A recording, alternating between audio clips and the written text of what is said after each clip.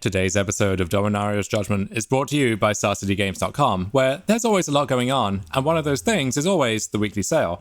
And this week, until Monday, June the 14th at 10:59 a.m. Eastern, you can get 10% off all singles from standard legal sets at StarCityGames.com/sale. So maybe you want your Goldspan Dragons and your Faceless Havens for this standard or the next one, or just pick out some cards from Throne of Eldraine because that set is still legal and standard somehow and it won't let us forget it, and those cards are busted in every format. So if you want some Feasting Troll Kings for your modern deck, didn't think I'd ever be saying that one, we have those for you. And these cards don't even have to be legal and standard to enter the sale. So maybe you want Omnath Locus of Creation for your modern deck or Uro for your legacy deck, we have those for you too, as well as so much more at StarCityGames.com/sale. This week's Dominaria's Judgment is also brought to you by Coalesce Apparel, the #1 store for Magic the Gathering inspired apparel. Take a look at their t-shirts, hoodies, stickers, and just general stylings at coalesceapparel.shop. Then use gift code SCG at checkout to save 10% on your entire order. And seriously, I want to emphasize that sticker part. Shirts are cool, but you can send a targeted message with a sticker.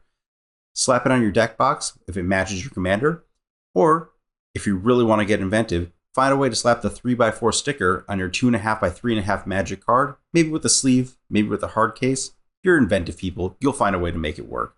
So, take a look at coalesceapparel.shop, check out their product lines like Wooburg Forever and Ravnica University, and see what catches your eye. Remember, use gift code SCG at checkout to save 10%. Coalesce Apparel and Design. No one made what they wanted, so they made it themselves.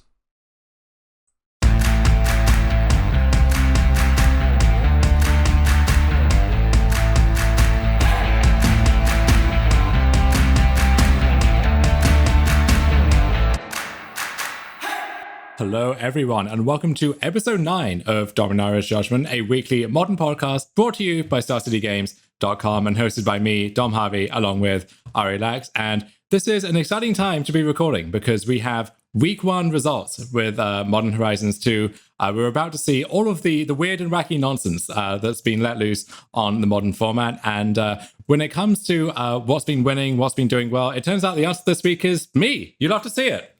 Yeah, I thought you were going to say it was an exciting time to be recording because you won an event and you get to talk about it.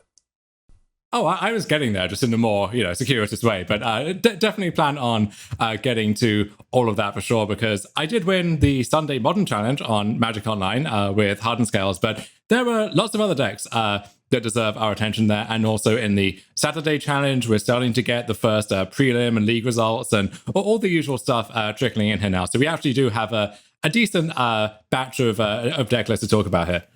Yeah, and it's really interesting how, some of the cards we pegged as among the best cards in the set are doing a lot of big things that are really warping the format.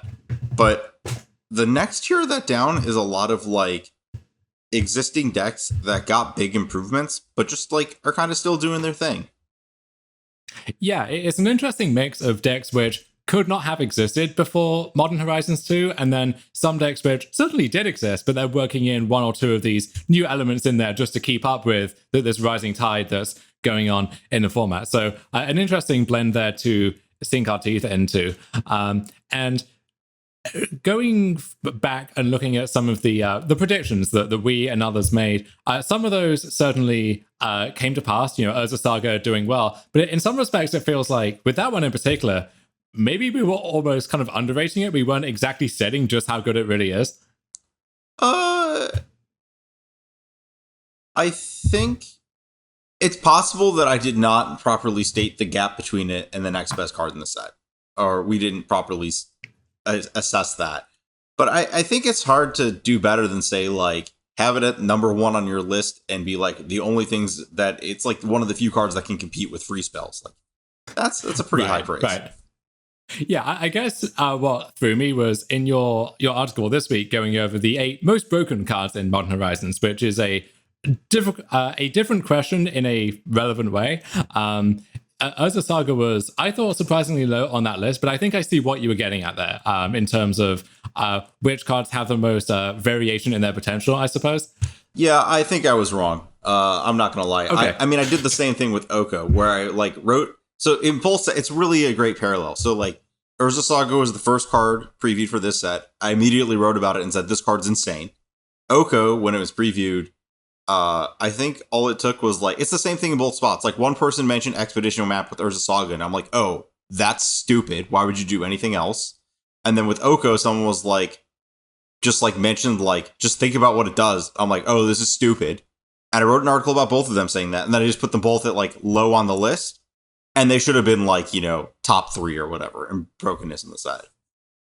Oko is a very weird case study because I think we were given a partial preview of that card initially where we didn't know what a food token was exactly, just that Oko made them. And so that distracted people with speculation as to what that might be, where even if a food token literally had no game text, Oko still would have been a completely ridiculous Magic card. And we all just got sidetracked by this additive distraction almost over there.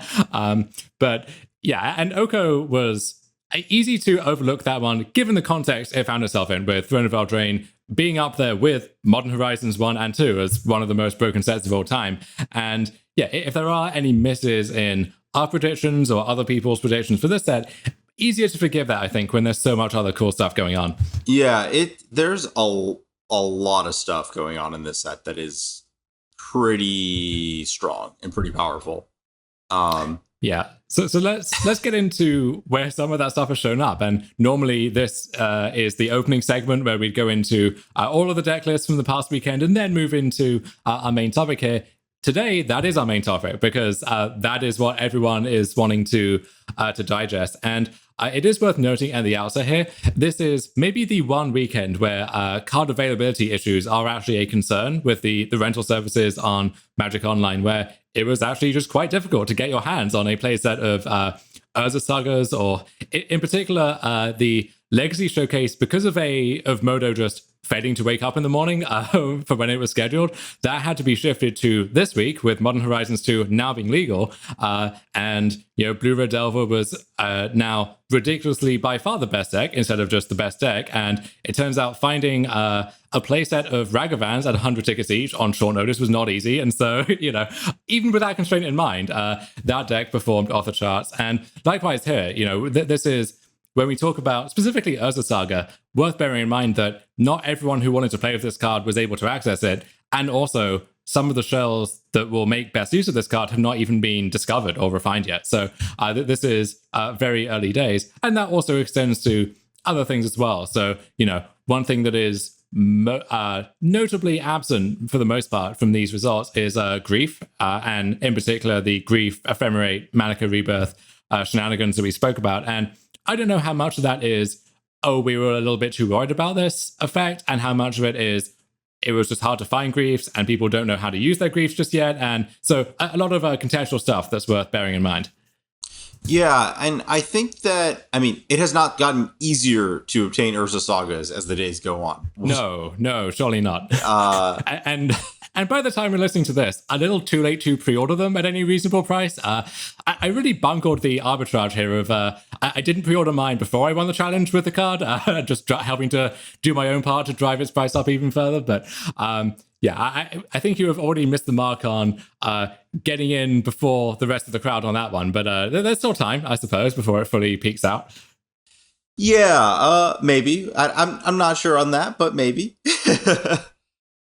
Look, the SUG media empire, I'm sure, will add MTG Finance to its roster at some point, and they will be able to give you the official math science there on that one. But let's stay in our lane here and talk about some of these deck lists. So the Saturday challenge, won by Kiko on an 80-card Azorius Taxes deck, but without some of the traditional taxing elements. There's no Leonin Arbiter nonsense going on over here. This is just value Ephemerate. We've got Flicker Wisp, Charming Prince, Ephemerate. We have Yorion as a companion in the sideboard as a reward for our 80 cards. But one thing that was... You look down the creature slot here and you think, how are they not playing that card? And then you realize, Gatherer has not actually updated itself yet to register the new the cards in the new set. So this is listed on its own corner somewhere. The big hit here, of course, is Solitude, which in conjunction with Ephemerate is as obnoxious as Grief with that card if you're any kind of creature-based strategy. And then this deck is built around supporting those interactions. So we have 4 copies of Amiria's School, which is not a card you would usually see either in Modern or in this deck, but when all you care about is having a white card to pitch, having a land of sorts that qualifies there is really nice. Yeah, I also want to point out that this deck has moved back to Thalia, something that the previous list had been moving away from, because it was kind of like this weird thing where, like, Thalia is good versus Prowess, except it's just such a liability versus Lava Dart that you couldn't play it. And now that Lava Dart is like a tier 1.5 or tier 2 strategy, you can actually get away with playing X1s again. Also, Watcher for Tomorrow, that card's insane. You should be playing that card a lot more than you are. This deck is 4. I'm glad it's showing up. When you impulse repeatedly with this card and flickering it, it is so easy to snowball out into something crazy. I don't think a lot of people quite realize that when they like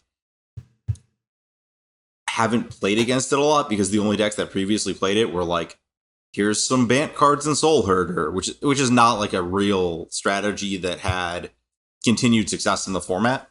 You know, people liked it, but they didn't, continue to play it. And I think once you start seeing a deck that has like an actual power base behind it, able to play and support Watcher for Tomorrow, like this, I think it will become adopted in a lot of other places. That is a notable absence from this deck, actually. You would think, blue-white with Ether Vial and a bunch of these flicker effects already, and a bunch of creatures that want to be flickered, surely Soul Herder would be a show in there, and yet it's not here. And that makes some sense when you look at how this deck's mana curve is constructed, where you have Skyclave Apparition, you have 4 Elite Spellbinder, 4 Flickerist, a whole host of good X1s now, which are soft unbanned by Lava Dart, mostly disappearing from the results, although we'll get to that in due time, I'm sure. And then 3 Spell Queller and 3 Teferi Time Raveler. And those 2 cards are a fantastic combo together. Spell Queller works nicely with Ephemerate, where in response to the trigger, you can Ephemerate and you can kind of catch multiple spells at once. And then with Teferi, when the most obvious deck with Modern Horizons 2 is cascading into either Crushing Footfalls or Living End, and there are a lot of copies of Charlotte's Agent in these results, Teferi looks like a fantastic card to have in your deck. At that point, there's just no room for another marginal 3-drop that isn't really getting you anywhere. Yeah, the 3-drop slot has always been clogged in Death and Taxes, and we've gotten even more cards recently to the point where I don't think you can afford to play something that's just like nice to have. Right. And I guess with 80 cards, there are more slots for cards that are nice to have, but something has to give somewhere. And Watcher for Tomorrow, as you say, a card whose potential is largely unexplored in Modern at this point, and I'm sure the Lava Dart factor had something to do with that, but I think one thing that throws people is the weird wording on Hideaway, which is a little difficult to pass. And so this inherited the whole thing from the initial cycle of Hideaway lands in Lauren Block, where part of the Hideaway mechanic is this card enters the battlefield tapped. So it makes it a little harder to block with it and then ephemerate it to fog and get the value back on the same turn. And you can respond to the Hideaway trigger by killing the Watcher. And so at that point, the card is exiled forever. It's just into the void and you don't get it back. And so something like Fatal Push, for example, is better against Watcher than it is against the Wall of Omens that you might see in a mono-white version of a deck like this. Yeah, there's a lot of nuances with that ability. I was just thinking about how you said there's, you're running out of room for things. There's only 3 Skyclave Apparition in this deck, which is kind of crazy. We have 3 Meddling Mage, 3 Skyclave Apparition, and 3 Spell Queller. So the whole Royal Sampler going on there. Meddling Mage is a really interesting card in this context too, where, again, if your opponent's entire deck is built around cascading into a specific card, Meddling Mage is great there. One of the scarier decks, I think, in Modern now is Amulet Titan with Urza Saga, and Rodney Bedell piloted that deck into the top 4 of this challenge. Their run being cut short by this deck, where you have to imagine Meddling Mage on Primeval Titan is as devastating there as it always has been for that archetype. Yeah, and I think that it's just kind of natural with a new set full of exciting cards to people. Like, people will want to build a deck around the exciting card and then have a deck where it's like, my deck is named after a card. And then Meddling Mage shows up and is like, I would like to name a card. Yes, and let's touch on that amulet deck list quickly. So here in third place, this is 35 lands once we count Urza Saga. We have a Yavimaya Cradle of Growth, the green Urborg showing up there as well, just as a nice little marginal improvement. And then we have 4 Amulet of Vigor, of course, as your premier Urza Saga target and namesake of the deck. And then 1 Expedition map as the other pickup there, which is so nice, not just for the kind of a Squadron Hawk aspect of Urza Saga that you alluded to right at the outset, but also in a deck where you are based around these specific utility lands, this can find you the bounce land that you need. Against control, it's kind of ridiculous that you play Urza Saga, that can't be countered. You find an uncountable Expedition map, which then finds you Cavern of Souls, which leads to an uncountable Primeval Titan. So you sort of follow the chain down all the way to the end, and at no point in there can Counterspell itself ever get a word in edgeways. And then, if you have Dryad, you can get Valakut to pair with that. Or if you just don't have the Titan, which has always been a bottleneck for a deck like this, if you have enough mana, which with at least 1 copy of Amulet, maybe you do, you can find Talaria West, that finds you Pact, and then you go from there. So Expedition map really putting in some work in this deck, and then the rest of it is kind of what you'd expect. You've got 4 Arboreal Grazer, 4 Dryad, 2 Explore, 2 Azusa, your 8 Pact plus Titan, and that's a deck. You don't have much room for spells once you have 35 lands here in your mana base. Yeah, the Amulet decks are becoming less and less able to adjust what they're doing just because of this. Again, we've discussed this realization that, like, if you just put all lands in your deck, any hand with a Primeval Titan becomes a keep because it's just the pack rat concept. Because you just will eventually get the 6 mana and cast your card that wins the game. Yeah, the old thing of 56 slots are locked in, and then the other 4, you can just do whatever nonsense you want with, whether it's Field Trip or God knows what else. I think those days are mostly over now. I think this is how you want to build the deck, and there's some discussion of does Abundant Harvest fit in here somehow, and that's one card which also you don't really see in a lot of these decks.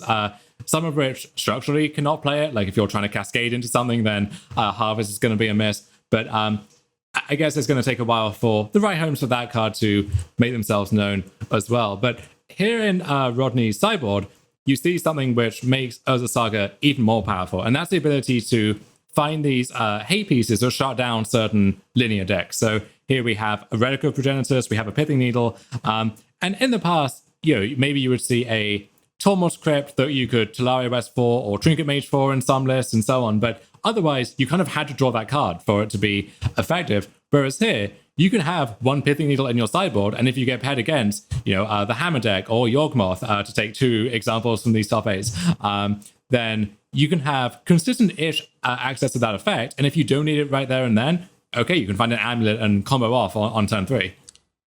Can you explain to me what Runafowl is for? So Runafowl, I think this is mostly a holdover from pre-MH2 Modern, where against Paras, you could often gum up the ground, but actually dealing with Sprite Dragon or Storming Entity was quite difficult, and this is a much less painful dismember against those. And then against the Breach check, where this can, once they've committed to Breach into Emrakul, this can tag the Emrakul before it attacks, and that is a terrible matchup for Amulet, so that the help is welcome there. But you've seen other green decks as well pick up Runafowl as that kind of 11th hour technology. Okay, yeah, I just wanted to make sure there wasn't something new that was making it better that I hadn't thought of, as opposed to just like all the stuff from 2 weeks ago. I mean, this could murk a Murktide region, I guess, if it came down to that. But it's also kind of a nice hedge against stuff that maybe you hadn't considered, like the card Inkmoth Nexus, for example, out of maybe exactly Hammer or Infect or something. I don't know, but just a decent utility card who, but based on these results, not much Paras and no Breach anywhere. So I think that one can make room for something else at this point. Yeah, I agree. We can talk about what's replaced those decks, because the next 4 decks fall into that category.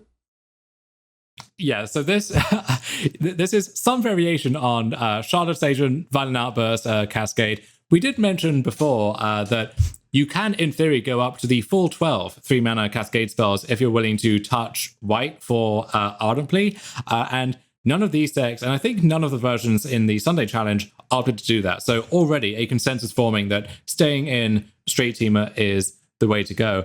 So the highest placing one here, Otakun in 4th place. This is 4 Crushing Footfalls, 4 Charlotte's Agent, 4 Violent Outbursts, and then you get to fill in the blanks as long as all of those blanks cost 3 or more. And you can get around that with these technicalities. So Bonecrusher Giant and Brazen Borrower, the go-to examples for this, right? Where Stomp and Petty Theft functionally are 2-mana cards, but the actual top right of those cards has a mana value of 3, and so those are eligible. They are tall enough to go on the slide. Likewise, Fire Ice, the split cards, where either half of that is a card you can play on turn 2, and that's a really nice utility pickup from this set. But in total, the split card costs 4, and so that one gets overlooked by Cascade as well. And then a really bold, hateful statement here in the creature slot for Magus of the Moon in the main deck. So if your concern, understandably, is Amulet Titan with Urza Saga, that's the perfect recipe for beating that. And then also, if people are just trying out all of these cool new Modern Horizons 2 cards, maybe they're getting a little bit ambitious with their mana bases, and Magus is the perfect way to punish that. Or if they just have the card Urza Saga in their deck, there's a very strange interaction with that card and anything that changes its type. So, Spreading Seas or the new Merfolk in that deck, or Blood Moon and Magus of the Moon, both just deposit that card right in the graveyard with no chance to do anything about it.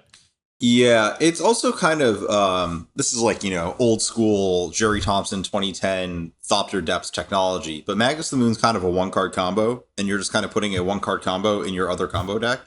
And like the dual split combo is just like a really hard thing for a lot of decks to address, because they have to fight your main combo, and like it's just a completely different axis to fight Crashing Footfalls and Magus of the Moon. Yeah, we saw this approach as well, certainly in the old school Living End decks, but also in the Valky decks during that deck's brief reign of terror, and God knows what that would look like if they had Charlotte's Agent nowadays. But what you would see is some amount of these slots are locked in, and all of the other slots have this quite steep requirement to meet. And so if I can find these 1-card combos effectively, these instant wins, that lets me, maybe my hand doesn't have one of my 8 Cascade spells, but it does have the Teferi Time Raveler in the mirror, for example, in the Cascade decks, where any chance you get to just add these free wins is something worth taking. And if Magus of the Moon is a free win, Blood Moon is going to be a free win, and Otakun has the 4 Blood Moons in their sideboard as well to complement the main deck Maguses. So, Barrage of Boulders, yeah, that's a card that showed up in the top 8 of a Modern Challenge. We'll add that one to the list. Well, let's. What do we think is most likely? Is it A, some kind of clerical error on the part of Magic Online? Is it B, an accident on the part of the player who put it in their sideboard? Or C, is there some galaxy brain application here that both of us with our tiny, puny brains are overlooking instead?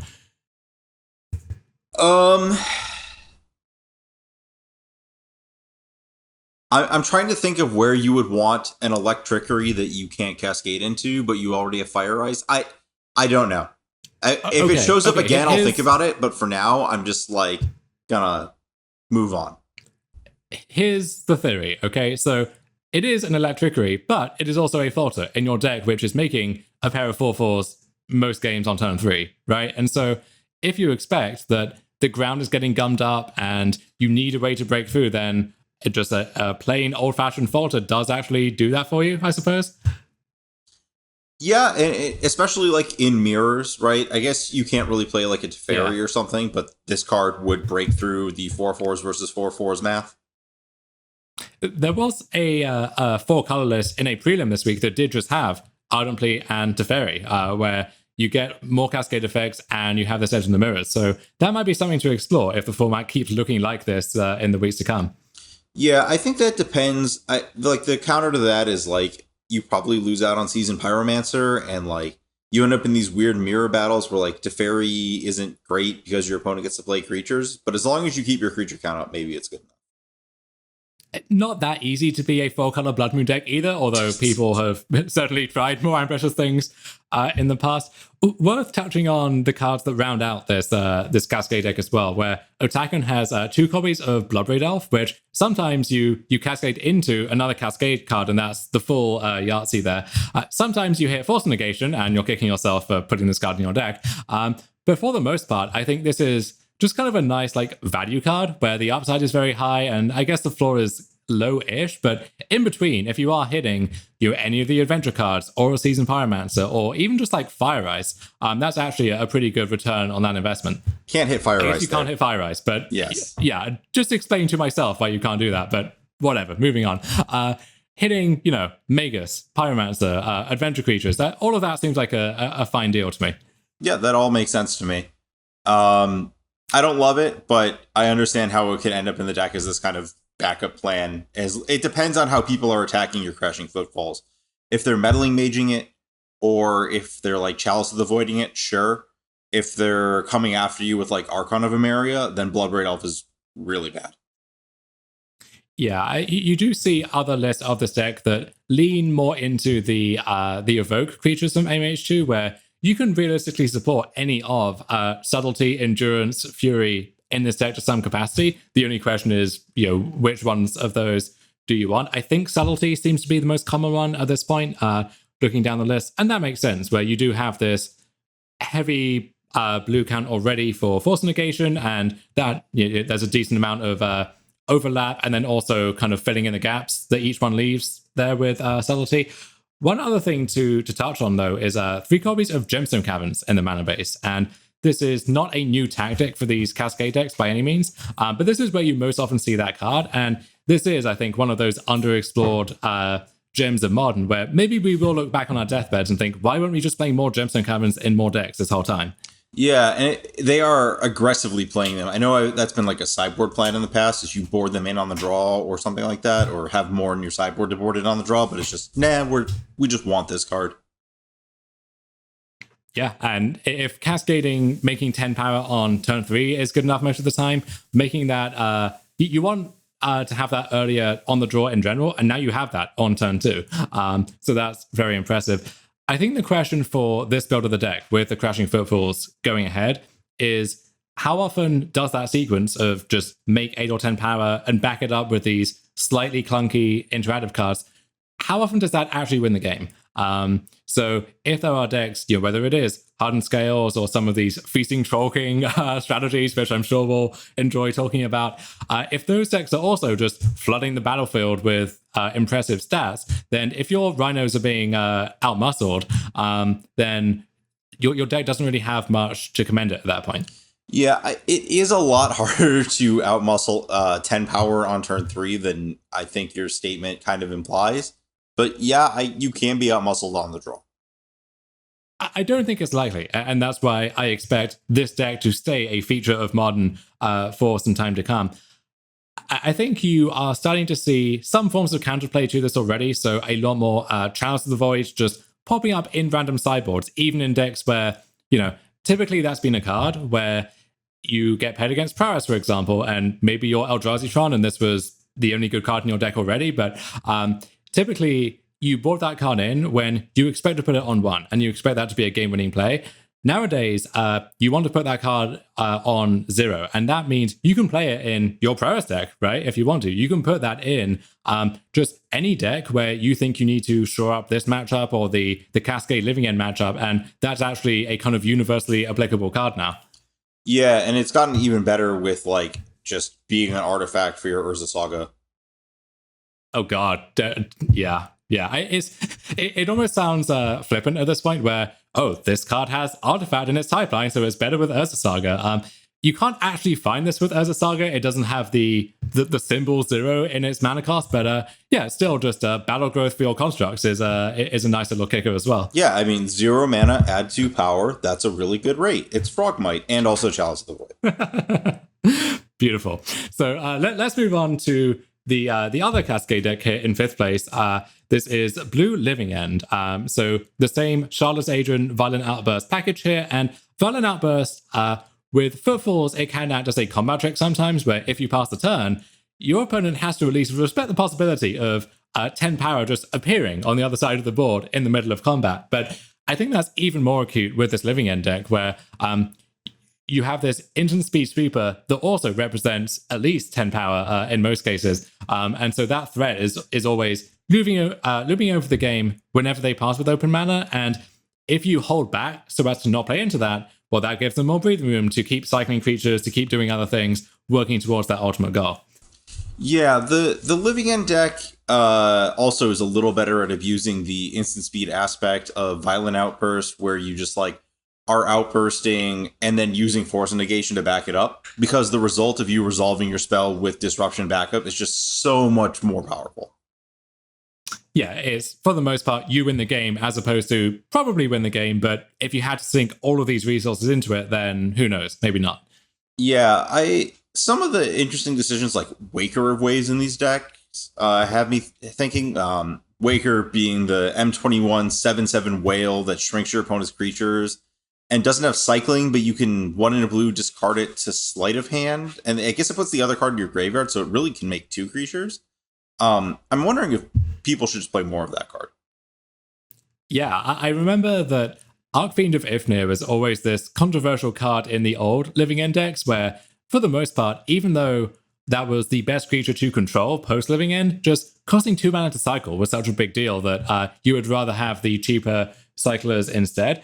In blue, your options were a little bit more limited here. We already have, Curator of Mysteries and Striped Riverwinder, which are, I would say, the good ones, and I guess Windcaller Avon as well. And then we make up the numbers with Architects of Will, Glassdust Hulk. But it is impressive that just in a effectively mono blue deck, splashing for Cascade cards, we have a full suite of, 20 something just mono blue cycling cards where you are basically guaranteed to have fuel for your Force Negation or your Subtlety if you want to work that one into the mix too. Yeah. The interchangeably, just pitchable nature of all the cards in this deck is kind of great. Yeah, Desert Ceradon making an appearance. I think that the other thing that's worth noting is that it's also really impressive, just like the raw size of a lot of things that you get to cycle here. You don't have these like weird Deadshot Minotaur issues with this deck somehow, where like I made 9 power. Like that's just not even enough when you cycle like 3 of the wrong thing.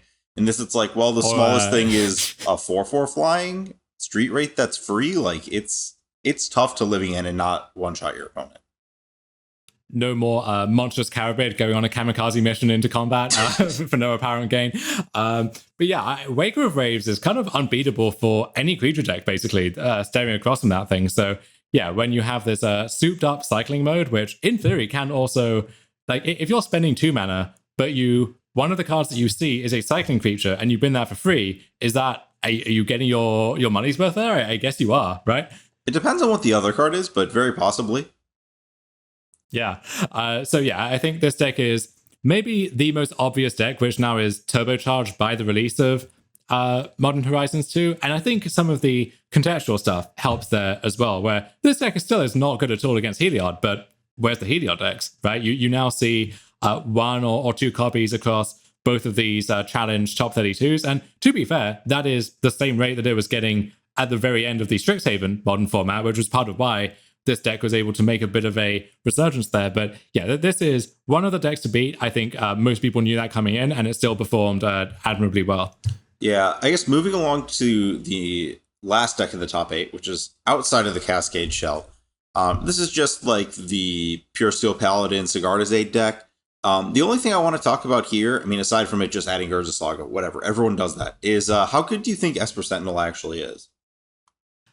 I don't know about this, honestly. I think if you can reliably boost its power, or if other aspects of the card are doing something for you. So if you care about artifacts, then maybe that ticks a box. If the human type line is relevant for you, then yeah, okay, maybe. But I don't think this is a card that you can just put in your deck. Let's say your otherwise generic mono white taxes deck, for example, and expect it to do much work. Yeah, it's just like, I think a lot of other people are more excited than me about the card, and I still remain uninterested. And it's like the humans deck that was in second in this challenge just didn't play it. I don't know. I remain to be convinced on it. I think the appeal here is, first of all, you are a deck that is somewhat weak to spot removal, and this gives you a little bit of counterplay there. But also, having a good 1-drop artifact creature in your deck where you do want Metalcraft for Pure Steel Paladin in a decent amount of games, like that does have some theoretical upside too. And then also the obvious Urza Saga rider there as well. And that card in this deck, I actually saw some doubt about it from Hammer enthusiasts coming in because, it's a colorless land, and the mana requirements of this deck can be surprisingly stringent sometimes. And then we already have a bunch of ways to find the Hammer, and that's not usually a limiting factor. So is this card actually that good? The answer is yes. And, we will see this card doing work in decks which really are not configured to support it much at all. This is a natural home for that card. And so with that in mind, I think it would be lunacy not to play it. Yeah, the card that I didn't see in this deck that I'm actually interested in is Nettle Cyst. That's the 3-mana living weapon that gets +1/+1 for each artifact and enchantment you control, and has equipped 2. I know Cranial Plating was a card that I made fun of in this deck a lot, but like Nettle Cyst is actually a creature. It showed up in the Legacy Affinity deck, and I was just like, oh, it's like Cranial Plating, but it like comes with a free body that it just like all the math on it works out really well. I wonder if it deserves a slot in this deck in some capacity. Maybe a sideboard card, I don't know. But the one piece of math that doesn't work out there is it costs 3 in your Lurrus deck, and so that's the obvious conflict. But I actually like that may be one thing we see with this influx of new goodies from Modern Horizons 2, where you now can play Lurrus, but it's not quite as free as it used to be. So, maybe your black midrange deck does actually want Grief instead of Lurrus, and that's a serious trade-off that you have to make now. Or, I imagine that Lurrus still beats out Nettle Cyst, but I don't know for sure. And we've already seen that card do some incredible work in Legacy, basically reviving the affinity artifact aggro archetype by itself. So, it would not surprise me to see Nettle Cyst showing up somewhere in Modern alongside Urza Saga, maybe in just like a classic affinity deck. I know Brian Kovar was excited about that. Likely not to make it here for that reason, but definitely a candidate for sure. Yeah, I did forget about the Lurrus thing, which is, Lurrus is just like a thing that exists. It is easy to forget about because your deck just like accidentally plays it half the time. What do you make of just this deck showing up in the results as a previous, at some points it was a staple and then it kind of died down a bit and now it gets some new cards, so it gets pushed back up again. But beyond that, what do you make of just how well it seems to be positioned in these early stages? Anytime that people stop playing Jund and start playing anything else, the deck gets better. And people have stopped playing a lot of things that look like Jund. I don't really have like strong opinions on like what that means for the format long term, because we have really had such a short term exposure to what's going on in the format. And I think some of it may just be a downtick in Prismari Command. That was like the last thing that drove it away, because Prismari Command pretty good against this deck. But yeah, I don't know if the new trends are that much more encouraging. Like this deck does not want to see either Grief or Solitude for the most part, especially not Solitude, dear God. But at the same time, if the one thing holding it back in the past was if your opponent shows up with a bunch of discard spells and fatal pushes, then you're in for a rough time. Urza Saga, just incredible against those strategies. So maybe that's the missing piece that gives it that resiliency there. Yeah, I think that this list had 0 Expedition map, correct? It did. I could see... I don't know if the map is like an actual free roll most of the time. So in this deck, how often do you want that over just fetching the hammer, fetching the shadow spear, which that actually is a very appealing as a Saga target, even outside of a deck that explicitly cares about equipment. Yeah, I think I just want access to one. I don't know if it makes sense to sideboard though, because realistically, people in a week are going to be like, oh, I need my artifact to hate to beat Urza Saga, and they're going to have, Force of Vigor or whatever. I was going to say, I expect the exact card Force of Vigor to be the biggest winner from this week. And at that point, maybe it's time to, not everything is a nail for your hammer at that point. Yeah. Force of Vigor is a giant jerk. That's all I have to say about that card. Yes. So moving outside the top 8 here, we get just a Boomer Inverter here in 9th place. Weird to use that epithet for a deck which is like 2 months old, but we'll go with it. And then a few other decks inspired to varying degrees by new Modern Horizons cards. In 10th place, this is a deck that showed up actually in both top 32s. This is the most ambitious Esper Stoneblade deck possibly of all time, where we've got some double black cards, we've got some double we've got some double blue cards and some double black cards, We've got some white one drops in here. We've got the whole package. We got the whole thing going on. Yeah, the white one drop into blue black on 2. This is the most load bearing sunken runes I have seen in my life. Yeah, those lands really the unsung heroes of whatever deck they appear in, and this one really no exception. I would say more discipline with the mana, maybe in order here, but very nice to see Dalthy Voidwalker showing up in a deck where I mentioned the strength of that card in conjunction with discard effects and lures if you're doing that, and this is not the shell I had in mind, to put it mildly, but I think that will become more and more of a theme over time. And then looking down these lists a little more, we have the first Prowess deck, which maybe is the hero now. I don't know, showing up here in 12th place. No, it's still the villain. People are kind of done with Prowess. It's like it's a min-max deck. People are like, yeah, it's a min-max deck, and the min-maxers will play it. But like dying to Prowess stuff is like, it's not like cool. It's just for the people who like appreciate like red crunchy number stuff. We had Patrick Sullivan on. He'll play Prowess forever, whatever. All right. Well, I do have one closing comment on the previous deck. I'm kind of interested that the 80 card deck that won this challenge with Stoneforge Mystic didn't find room for a Cauldron Complete. Yeah, so that list did have Batterskull, more of the Skyclaves, and I'm already forgetting the third one here. Some sword. Right. Yeah, Fire and Ice.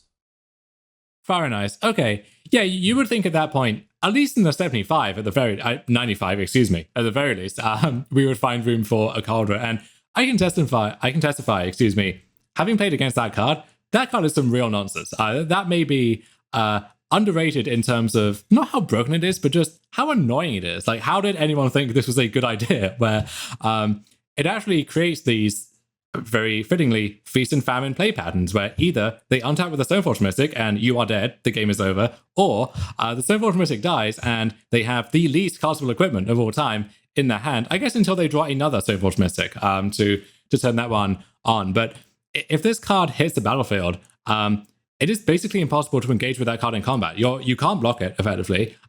Sometimes you almost have to block it because the trample means you're just taking lethal otherwise, and that damage adds up incredibly quickly.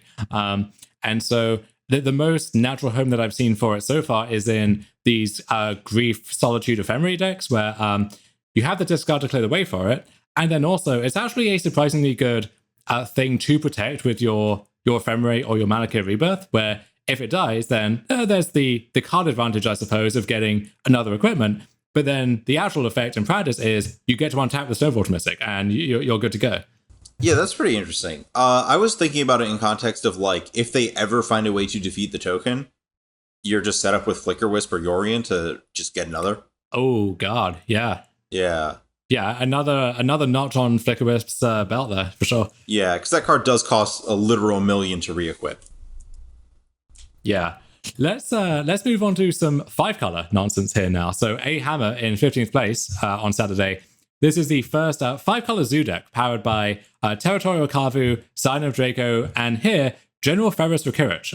And I guess we should not overlook Ignoble Hierarch stealing the mantle from the 2 copies of Noble Hierarch here as well. That's kind of impressive to me. I didn't go through, but I guess having the mana to cast Tribal Flames, like it's whatever year it is. 20 lands is okay. It's not a 20-20-20 deck.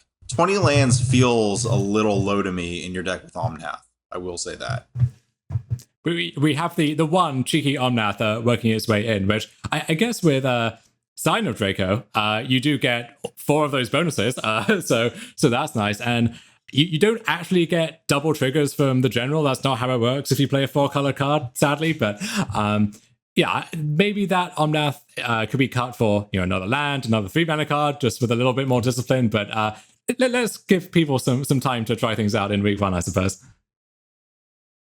I do like that Scion of Draco gives your Noble Hierarch trample. That's definitely the best one to pick up. The best ability on Scion is probably Hexproof, right? Or I guess Lifelink on black, which this deck really doesn't take good advantage of. Yeah, that has been the sticking point for many of these shells, where you want to be in the Omnath colors as a base, basically, and you're kind of touching black via your Savai Triome or whatever. So it's kind of difficult to actually work any black threats into the mix here, and you can consider stuff like, I don't know, Putrid Leech, and Offensive the Foremost or whatever, but at the point where you're playing these worse 2-drops or 3-drops than you would play otherwise, just to get an additional bonus if your Sino Draco lives, is, the juice is not worth a squeeze at that point. Yeah, I'm just even questioning Scion of Draco, like whether a 2-minute, like it's like I made a 4/4 flying, and your opponent's like, okay, so I paid 3 mana and I made 2 4/4s and a 2/2, and then all my other spells are free. You're like, oh wow, that didn't work out the way I wanted to at all.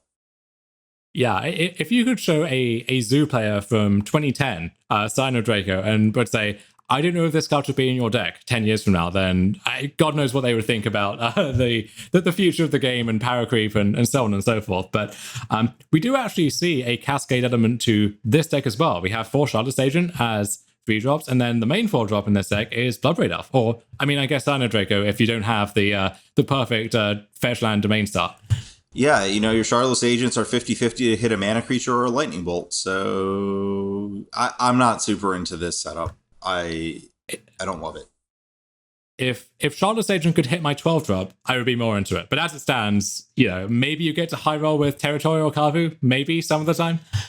Yeah, it's really dicey. You don't have a good mix of like, I don't even know if like Shardless Agent into lightning bolt, like is that good in this format? Are people playing things you need to lightning bolt? I don't know if any of these decks really are. Like even the like, at sorcery speed, are you going to kill like an elite spellbinder after it did its thing? I just don't see it. You get to kill Mantis Rider in the mirror, I suppose. But yeah, this and Humans, in fairness, did get second place in this challenge, which we skipped over. So I guess you kill their Mantis Riders or any other creature there. That deck also sporting some possibly questionable Shardless Agents, where you're guaranteed to get 2 threats at once, and it's guaranteed to be 2 humans at once for the sake of your champions and your lieutenants and so on. So maybe a stronger case to be made for it there. But yeah, I think there's definitely something to the shell. These cards should be good enough where some mix is going to be a player, but I don't know if the cascade element is really where you want to be. Yeah, I think that Territorial Kavu is just like a very good Tarmogoyf-esque standalone threat, and you should just worry about like what any other card in your deck wants to do once you've committed to fetching Triomes and playing that card. Mm-hmm. So the next deck is maybe a prime contender for Nonsense of the Week. I don't know if we should give it the treatment that it deserves in this segment or save it for something special later on. Are we talking 17th place? I'm okay with just talking about this now. Well, I was talking about 16th place, but 17th place also qualifies here. Let's leave 16th place. I had already mentally skipped that one. So we'll go to 17th. Okay. So in 17th place, or some kind of yodeling wobbling is their screen name. Just something like Primal Scream, which is the experience you usually have when you're playing against Lantern Control, which yet another deck that Urza Saga has single-handedly brought back to life here. Yeah, I like that I don't like that there's no expedition map in this deck. I do like that the Underworld Cookbook is showing up as a way to, it looks like, rapidly spew out an ensnaring bridge and get that. Oh, that's adorable. Yeah. That is just adorable. Yeah. Yeah, Urza Saga is kind of messed up in this deck, right? Like you find whichever piece of your Lantern and your Shredder or your Pixis that you're missing. If you want to find the Pithing Needle or your Cage or whatever, you can do that. And you don't need to make the mana work for triple blue for World Invention anymore. And then also, once you have them locked out, you have a finisher right there that just finishes a deal before there's any chance of them breaking out of that lock. Yeah, that's why I like it the most in this deck is like, you're a Thoughtseize Inquisition deck. Like, Thoughtseize Inquisition, Urza Saga, kill you is pretty good. That's like... Yeah, and... Well, I think we'll get to that in the next challenge results a bit more and talk about like just Urza Saga doing Urza Saga's thing without like really needing to be a dedicated Urza Saga deck. But like it feels like this deck can kind of just give up on the whole Lantern thing and just be like, well, this is +1 power and this is also +1 power. Yeah, sometimes you do need to pivot to actually doing things, and Urza Saga is the thing. we do see a copy of Tezzeret Agent of Bolus in this deck, and that was always this somewhat awkward pivot card in old school Lantern, where sometimes, against like Tron, for example, where your Lantern lock literally didn't work if they knew what their cards did, then the only thing you could do was just to try and get busy with Tezzeret. Whereas here, Urza Saga is Tezzeret on a land, basically, right? Like that is just a card that you get to weave seamlessly into your mana base.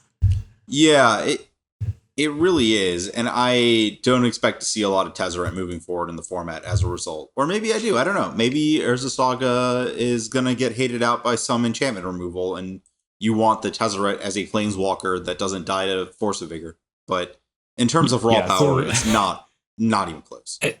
Some quick hits here in the sideboard. We have the much maligned Aethergust, which a very effective hate card, but especially in your deck where you can have them mill their top card on demand.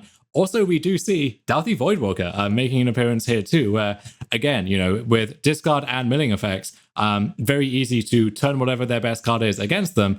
And also, if you need this win condition, or if you expect them, understandably, to be boarding out a lot of their removal, then this is a card that can pivot and steal some games nicely there too. So I don't know if I'm ever going to be excited to see Lantern return. Excited to see maybe Canister stream Lantern again if he's so inclined.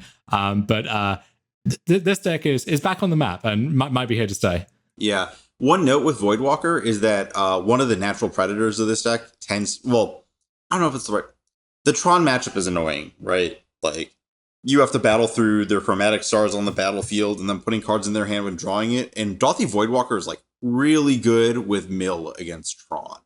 Like, the Tron player who's being milled and disruptive, not really good against their own Karn Liberated. That is high rolling if I've ever seen it. And I will let you dwell on that thought as we go to a short break, after which more deck lists and more Dominaria's Judgment. If you are looking to sell your Magic the Gathering cards, it's never been easier than with StarCityGames.com. Make the best of our 30% store credit bonus and the fastest turnaround time in the industry when you use any of our 4 simple ways to sell located at StarCityGames.com/sell. You can check out our buy list, box up your cards and send them our way with the ship and sell program. Come on into the Star City Game Center in Roanoke, Virginia for that personal touch.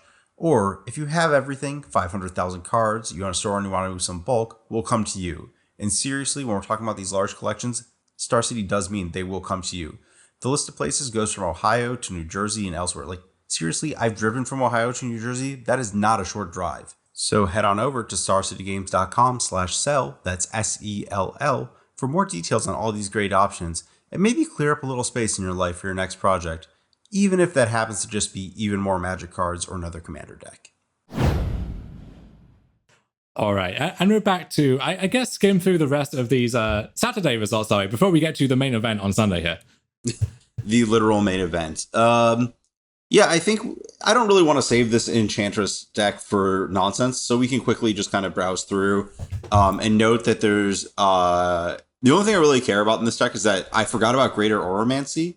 So you have the double Shroud set up a lot easier with Sterling Grove. Effectively, if you have Sterling Grove to give your Enchantment Shroud and then Greater Oromancy to give your Enchantment Shroud, it's that double up that locks everything with Shroud, and then you can actually create a solitary confinement lock.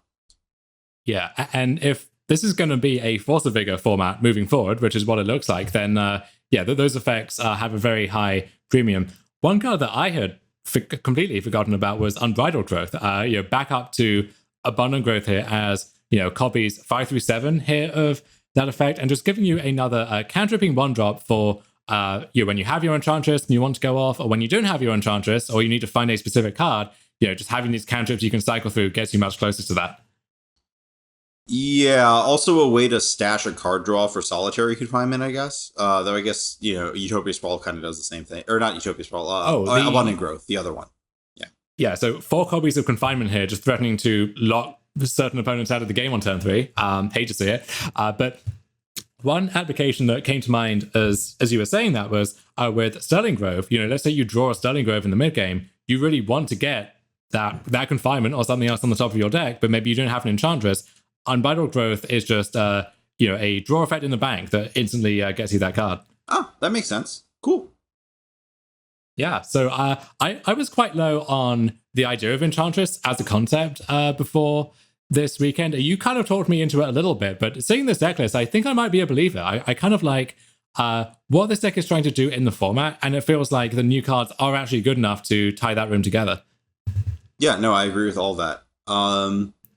Let's see. The next interesting deck, do we want to talk about 22nd place?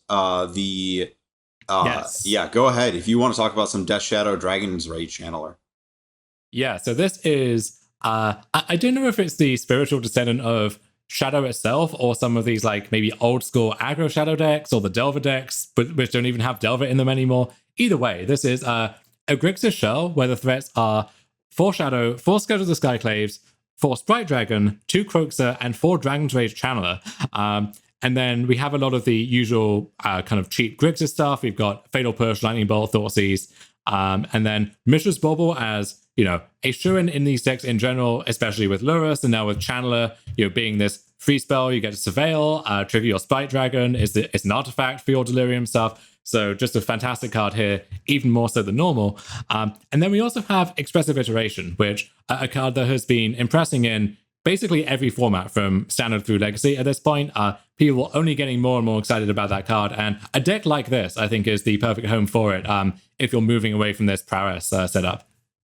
Yeah. It's I think that it's very nice to be able to abandon the prowess creatures for something that actually adds to your interactive plan, even if you're cutting down from, like, you know, this deck only has 4 Thoughtseize and no Inquisitions. It's nice to be able to actually just like declare yourself an interactive deck, have your channelers scry stuff or surveil everything away, and then become the threat you needed to, while also getting your chip shots to set up Scourge. Yeah, I don't know if this is the exact threat mix that you want, where you know, how easy is it in practice to turn on your Scourge of the Skyclaves, or you know, do all of these different threats actually play well together in practice? Do you have too many of them? Maybe not quite sure, but it's something like this, I think, is good food for thought and a good template to build on.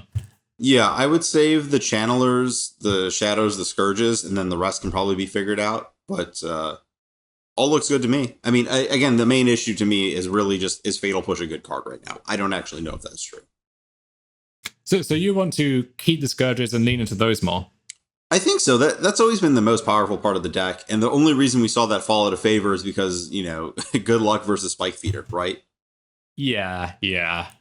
I guess Solitude is a problem. Let's not even dwell on that one. But I guess my issue more so than that is you would need to find maybe another Mopey 1-drop so that you can reliably get there on turn 2. And at that point, maybe like actual Delver of Secrets is worth considering. I don't know. But actually, Ragavan. I think if you're playing Scourge, there's got to be some Ragavan Scourge deck that, Okay. I'll note that one down for my to-do list. But yeah, worth looking at there. But definitely worth expressively iterating on over time. Are we talking about 23rd right now? Like, no, we'll save that for the end. Let's keep going. Okay. Boring old burn deck, got some flame rifts. Only 2 of them though, which is interesting. I guess there is an argument that with burn you can just be single colored now, right? Throw off Borosham, throw off Lightning Helix, just 4 flame rift and a bunch of other stuff. But I don't know. I'm not a burn scientist. You could probably weigh in there. I don't think you're really gaining anything if you're adding Flame Rift to your deck. Like, it's like, oh, I saved life. Oh no, I paid all that life. I actually think Flame Rift is pretty bad. Because one of the things with burn is that, like, you actually can lose to getting clocked back, and Flame Rift is, like, not a good exchange rate. Often just, like, drawing a card is, like, if you drew Flame Rift as, like, any equivalent burn spell, you could often just, like, get an extra turn out of your game and deal the extra damage. Like, it doesn't... I don't really love Flame Rift in this format. It's not Legacy, where you're just more likely to die to, like, a Gurmag Angler or Tassiger size threat. Those just come to mind because that's what was like the first things that like have always brought that problem to mind. But I think you will die to your own Flame Rifts if you play a lot of them. Skipping down towards the end of this deck dump, we have Antoine and then some numbers in 30th place. This is someone who is known for strangling some wastelands in their day, and they are back at it again right here with a a gorgeously ambitious mana base. This is a 4-color Collected Company Ephemerate deck, basically, with Ether Vial as well. Making good use of Imperial Recruiter. We have a Sanctum Prelate in the main deck, not surprised there. We have one Knight of the Orchid in case that's the thing you really, really need to tutor for right about now. And I guess in your 4-color deck, sometimes that's Survive Triumph. You got to find that one just to cast your spells. So a lot of stuff here. Don't know how much stock I would place in it, but if you're a fan of decks like this kind of fiddly nonsense, then Antoine is the one for you. And I think that does it for the Saturday deck dump release. We have this Ad Nauseam deck in 32nd, which did well on Sunday as well, breaking into the top 8. So we could save it for that batch, maybe. 2 quick things to talk about. I really like Stormcount 10's 26th place lists integration of Scion of Draco into the Cascade Shells. Just as a big doofus that you can add, with all your Bone Crusher Giant and Brazen Borrower style stuff, you can just play 2 mana 4/4. I don't know if it's good enough on rate, but it's like the right kind of thing to explore. And what was the one other thing? I just love to see Jeskai Ascendancy. That's all I really have to say. I don't have opinions on the deck. I just love to see it. Oh yeah, with Rifts over here as a suspend and therefore hasty mana creature coming into play on turn 3 or so. Also a bunch of other new cards in the mix. We got Sterling Grove to protect our Ascendancy or tutor for it. We got some stuff going on. I don't know if this deck is ever going to be good again without something that really gives you that cheap burst of card advantage on the mold of Treasure Cruise, which luckily we are not getting back. Maybe Iteration is that card, actually. Like, maybe this is a show that really should be looking at that card. Yeah, that makes sense. Makes a lot of sense. Yeah, 2 mana is kind of a lot, but you'll figure it out, I'm sure. Okay, let's move on to Sunday. And where do we want to begin here, Ari? You're really making me say this, aren't you? Okay, so in second place, we have an updated copy of the Cascade deck. And it's worth noting that I think by this event, the various Cascade decks started to adopt Subtlety as one of their cards. I think that's pretty great. I think that it was missing from the previous day's results, and it's just like the exact card that these decks want, because the big issue with these decks is it's effectively your Simian Spirit Guide, right? If you negate your opponent's turn, it's the same thing as boosting your clock by a turn. Yeah, it's fun to see these shells being figured out and iterated on in real time here, just overnight, basically. And I don't know what the exact cause was. Like, was there one list that people arrived at as, oh, this was the best of the Cascade list from the previous day? Did one testing group kind of all come to that conclusion? Or was it just much easier to rent copies of Subtlety on the Sunday as opposed to the Saturday, which, honestly, one factor in this weekend's results might just be this deck all existed on Magic Online beforehand, where Shardless Agent has been there for years and years at this point. You could have rented this deck for years. It just wouldn't have been modern legal until now. Aspiring Spike was in 27th place in the previous day's challenge with Subtlety. Okay. So anyways, that's where the information cascade started. I guess should we save first place for later, or? Okay. Yeah. Let's move down to we have 60 card Niv Mizzet Reborn here in third place, and this does also have the general courage, which better here than it's going to be in any other deck you could build, pretty much. And I like the discipline here of just 60 cards, where I don't know if this deck really wants to be playing some kind of Yorion game, and especially with the general as that cheaper threat that can kind of run away with games by itself. You don't need to be grinding a lot of the time. You can just play the general and just point and click removal spells at their things and get them dead.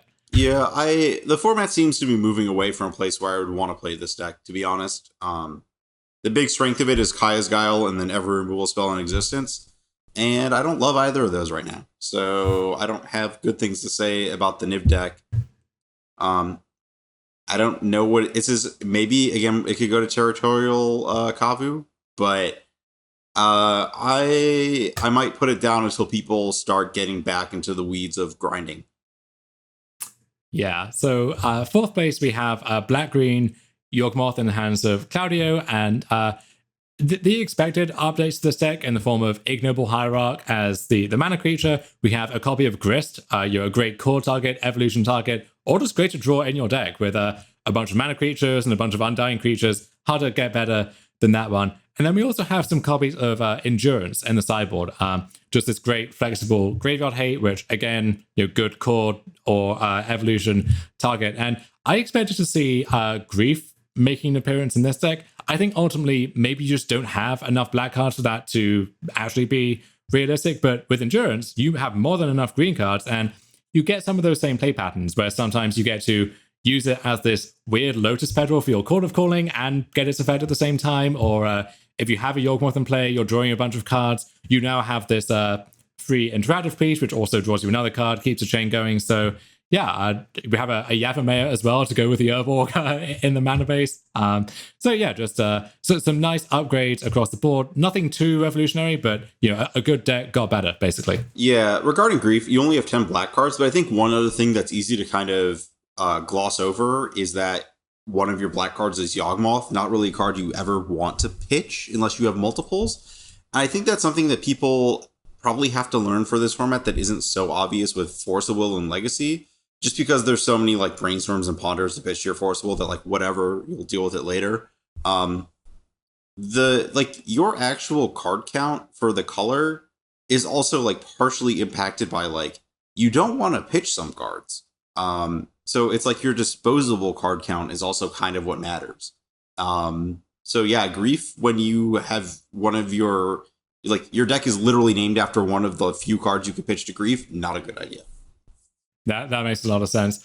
I will let you introduce this deck here in 5th place. Okay, so imagine Hogak wasn't a legend. Also imagine that you broke the line breaks on the deck display for Magic Online. This is the Asmore Feasting Troll King deck.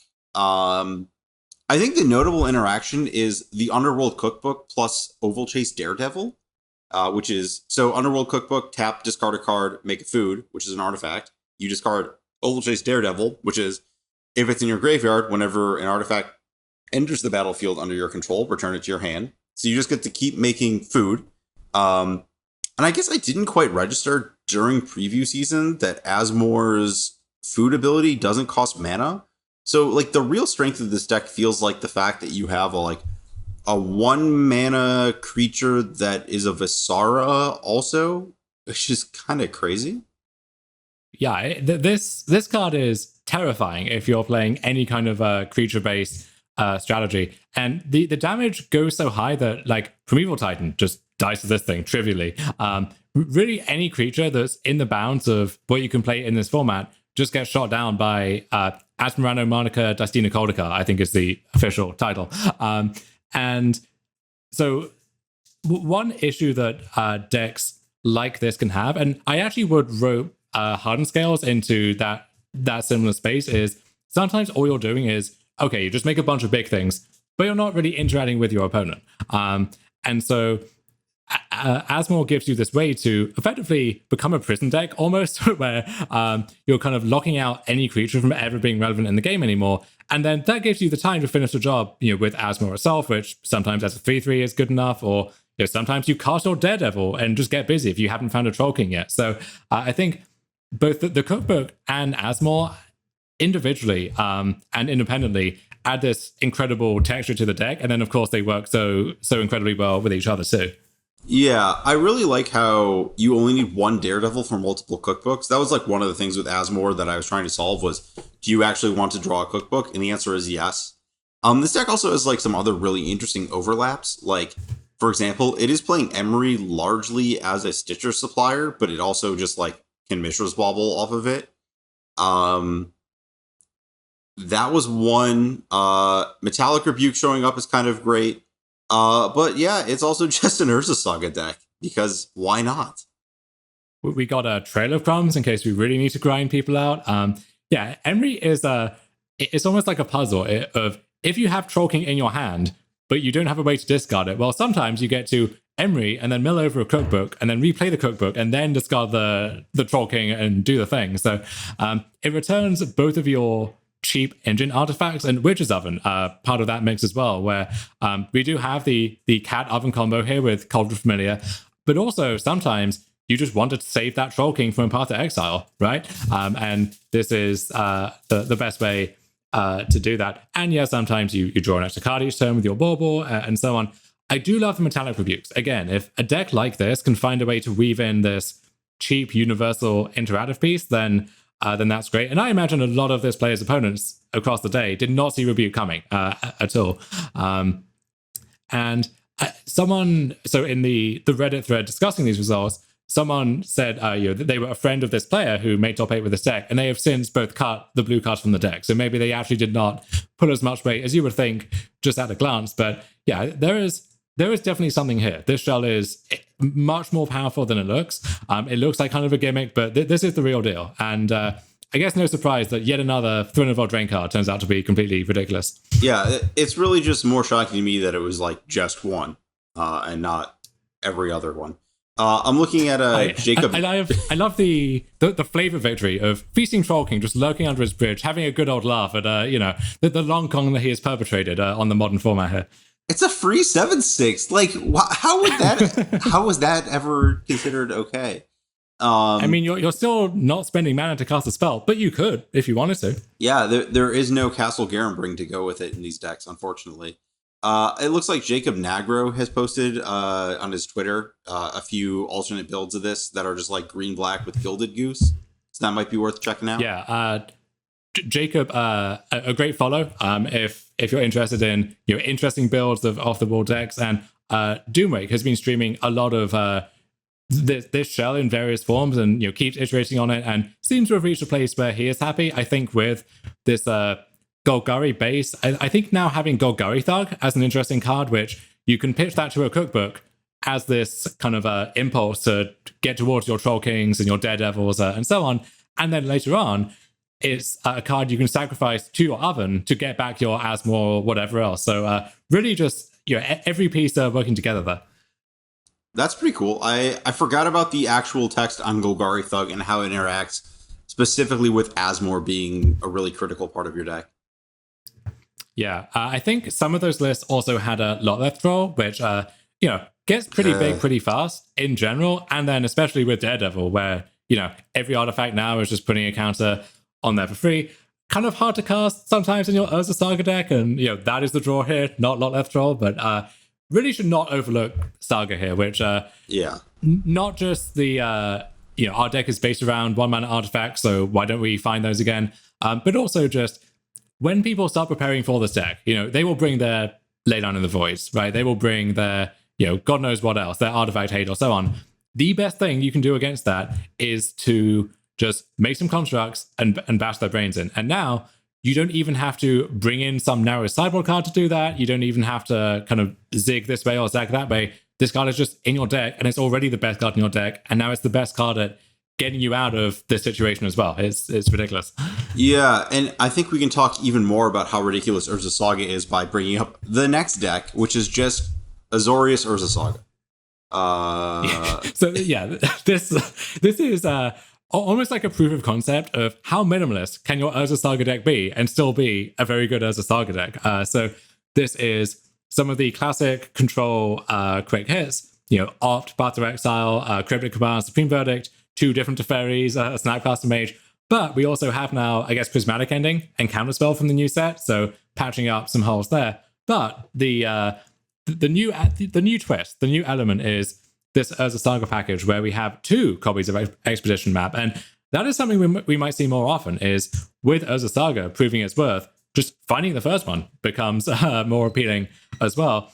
And then we also have Mishra's Bauble, just a fine card in these shells in general, and just a nice way to cycle through your final chapter there. And also a Brainstone if you actually want the full-on Brainstorm effect and you're happy to pay for that.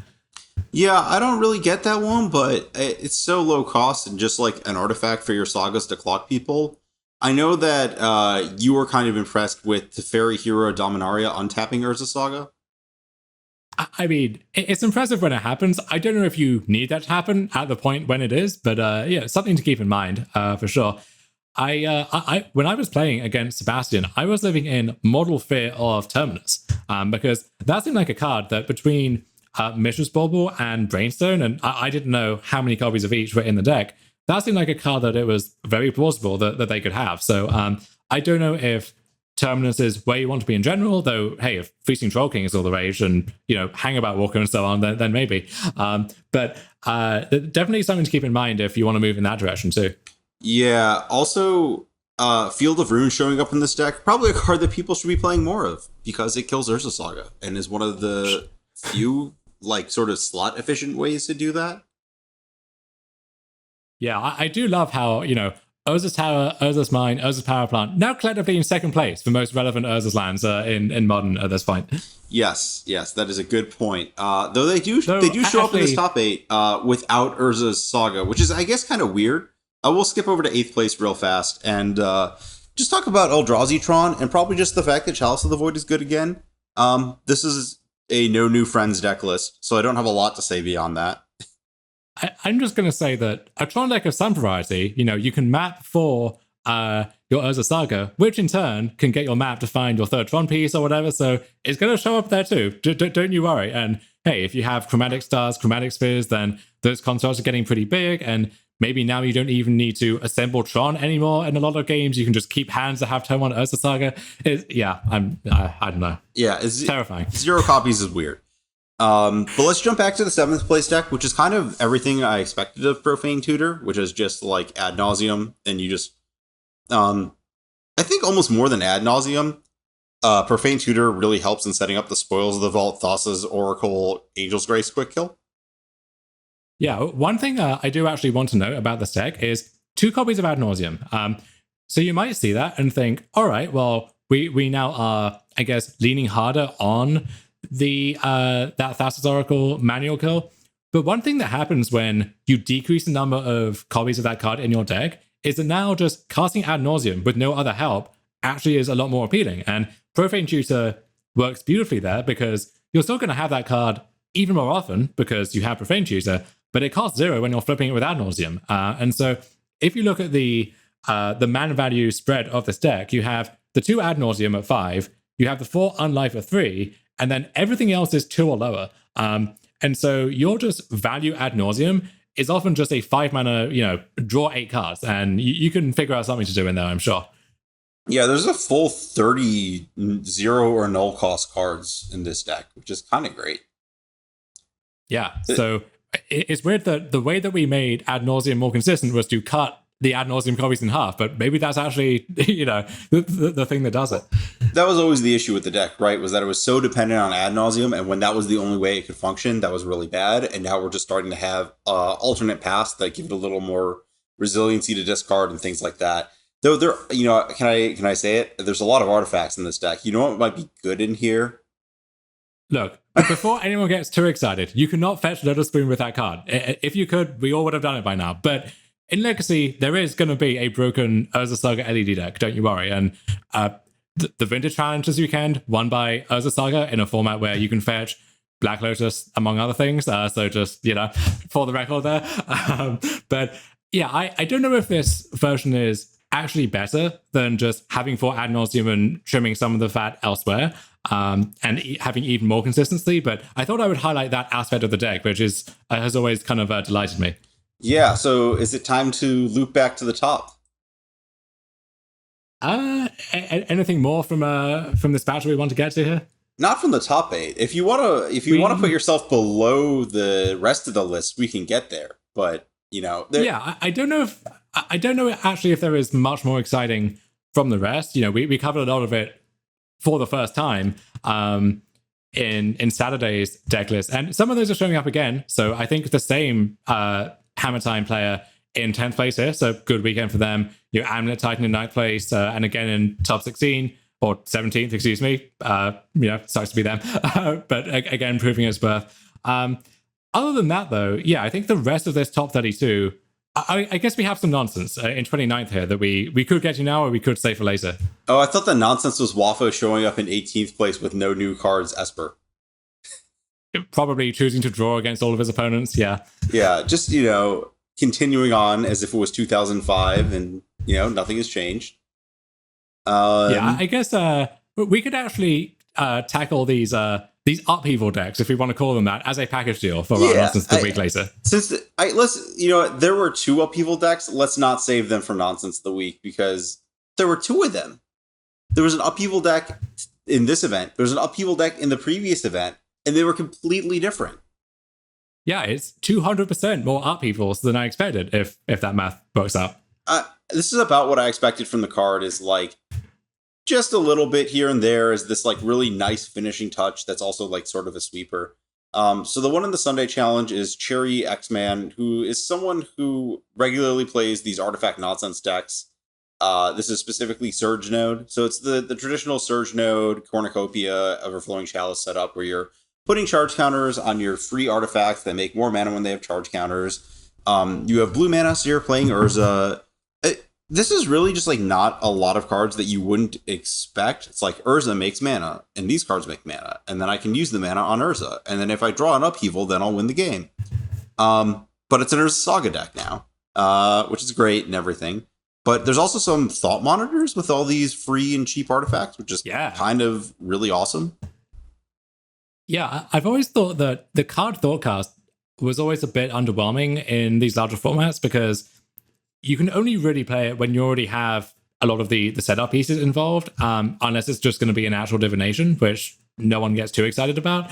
And then at the point where you're casting 1-mana Thoughtcast, you would rather just have more action spells instead for the most part, but stapling that effect onto a 2/2 flyer, this deck does not make the best use of that, but you can imagine some kind of Nettlesys deck, right? Or some cranial plating deck really wanting to lean into that hard. And that's what we saw in Legacy, winning the challenge on the Saturday there too. Yeah, I like the idea of Thought Monitor of like Thoughtcast. The issue has always been that it doesn't start doing its thing until you've already started doing your thing. So like Thought Monitor is like, well, if you're doing a little more of your thing, you really get to do the thing. I just kind of like it in that aspect. Also good with Upheaval because you get to cast it again. I see. I would be interested in looking at the mono brown, I guess, version of this again, where maybe you don't want the 12 Tron lands, or now I guess it's 16 Urza's lands anymore. But that whole like Chalice of the Void, Mystic Forge thing, Chalice itself, fantastic card right now, and maybe in this setup, like that's a good place to put it. It is hard to Chalice of the Void with your like Astral Cornucopia is the problem, I think. If you're trying to set it on 0, I think that might be one of the issues. Yeah, I guess you can like play out your zeros first, and sometimes that's usually the play pattern with Cornucopia, right? Is play it for 0, find ways to load it up later, and then if you are casting it later, X is 1, it's technically a 3-drop, so I think you can work around that. Probably have to lose the Mishra's Baubles or whatever at that point.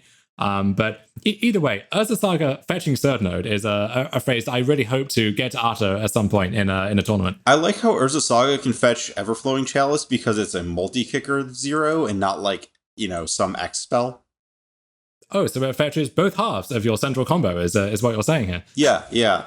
I see. Just the best possible. Let's talk about the other upheaval deck from Saturday. This one is Dream's a little bigger, right? It's I don't know. It's at least one of my favorite cards in this set. Academy Manufactor showing up. There was no way I was not going to fall madly in love with this card, and I know I will spend so much time just going down that rabbit hole trying to find the best shelf for this. I do almost worry that its role in the format is getting upstaged by a better food engine that's already emerged here with the Troll King cookbook stuff. But I think, there's a lot of potential here, and this card is just cool as hell. So I'm glad to see it doing well. Yeah, so this list, it is a food engine. So Gilded Goose Cauldron familiar. It's an Urza food engine, a bit more traditional. So think about the Urza decks from early 2019. Except for you're fetching Gingerbread Cabin instead of Mystic Sanctuary and using Yavimaya to set that up. Karn showing up again, Upheaval. This is actually just really the spiritual descendant of the Oko decks, except for instead of like Oko, you have Chatterfang. Okay, so this is the 3-mana Squirrel Token Lord, I guess, where if you make a token, you also get that many 1/1 Squirrel tokens. Yeah, it looks like really what's going on here is a lot of abuse of Cauldron Familiar to trigger, like, you get your Academy Manufacturer tripling your tokens off that, and then that makes a bunch of Chatterfang tokens, but also you have Lawless, the one that whenever a non-token creature enters the battlefield under your control, you get a clue. So like those can get triple. Like the dream is that you have like Cauldron Familiar, Witch's Oven, Academy Manufacturer, Chatterfang, Lawless, Urza. So you're like making a clue that becomes one of each, and then also you make a food when you sack your familiar, which is one of each, and then those all turn into squirrels, and then you sack something, you sack one of your foods, you like recur. It just becomes a giant mess, and you make 1,000,000 mana off Urza, and then your entire deck's on the battlefield, and you feel really proud about yourself. And sometimes, the flashiest way to win, or maybe the safest, is just Urza taps all of your various different types of tokens for God knows how much mana. You upheaval everything back, recast Urza, recast your other engine pieces, keep going off. And now, if you're short comboing, I suppose, then that kind of resets you both back to parity, except you have a board still and they have nothing. And from there, winning is pretty trivial. There is an actual combo. You can Karn to find Clock of Omens, and then Cauldron Familiar, Manufacture, Oven, Clock of Omens is infinite, right? Because you sack your Familiar, you make 3 artifacts, you tap 2 of them to untap your Oven, and then like that's it, right? Use infinite drains. Okay, that's cool. Yeah, I actually really love the Karns here, where that is increasingly with all of these silly artifact decks, that is just a good card to be playing in Modern. And then also, very often you don't want to draw Clock of Omens, but you want to have theoretical access to that effect, and a minimal Karn push package is a great way to guarantee that without diluting your deck too much. Yeah, that makes a lot of sense. I remember looking at Clock of Omens as like a card that I do not want to put in my deck, and it's a very good card to put in your sideboard. Mm-hmm. Okay. Cool. So that's the upheaval decks. They're kind of awesome. And then we see a Reanimator deck rounding out the top 32 of the second challenge.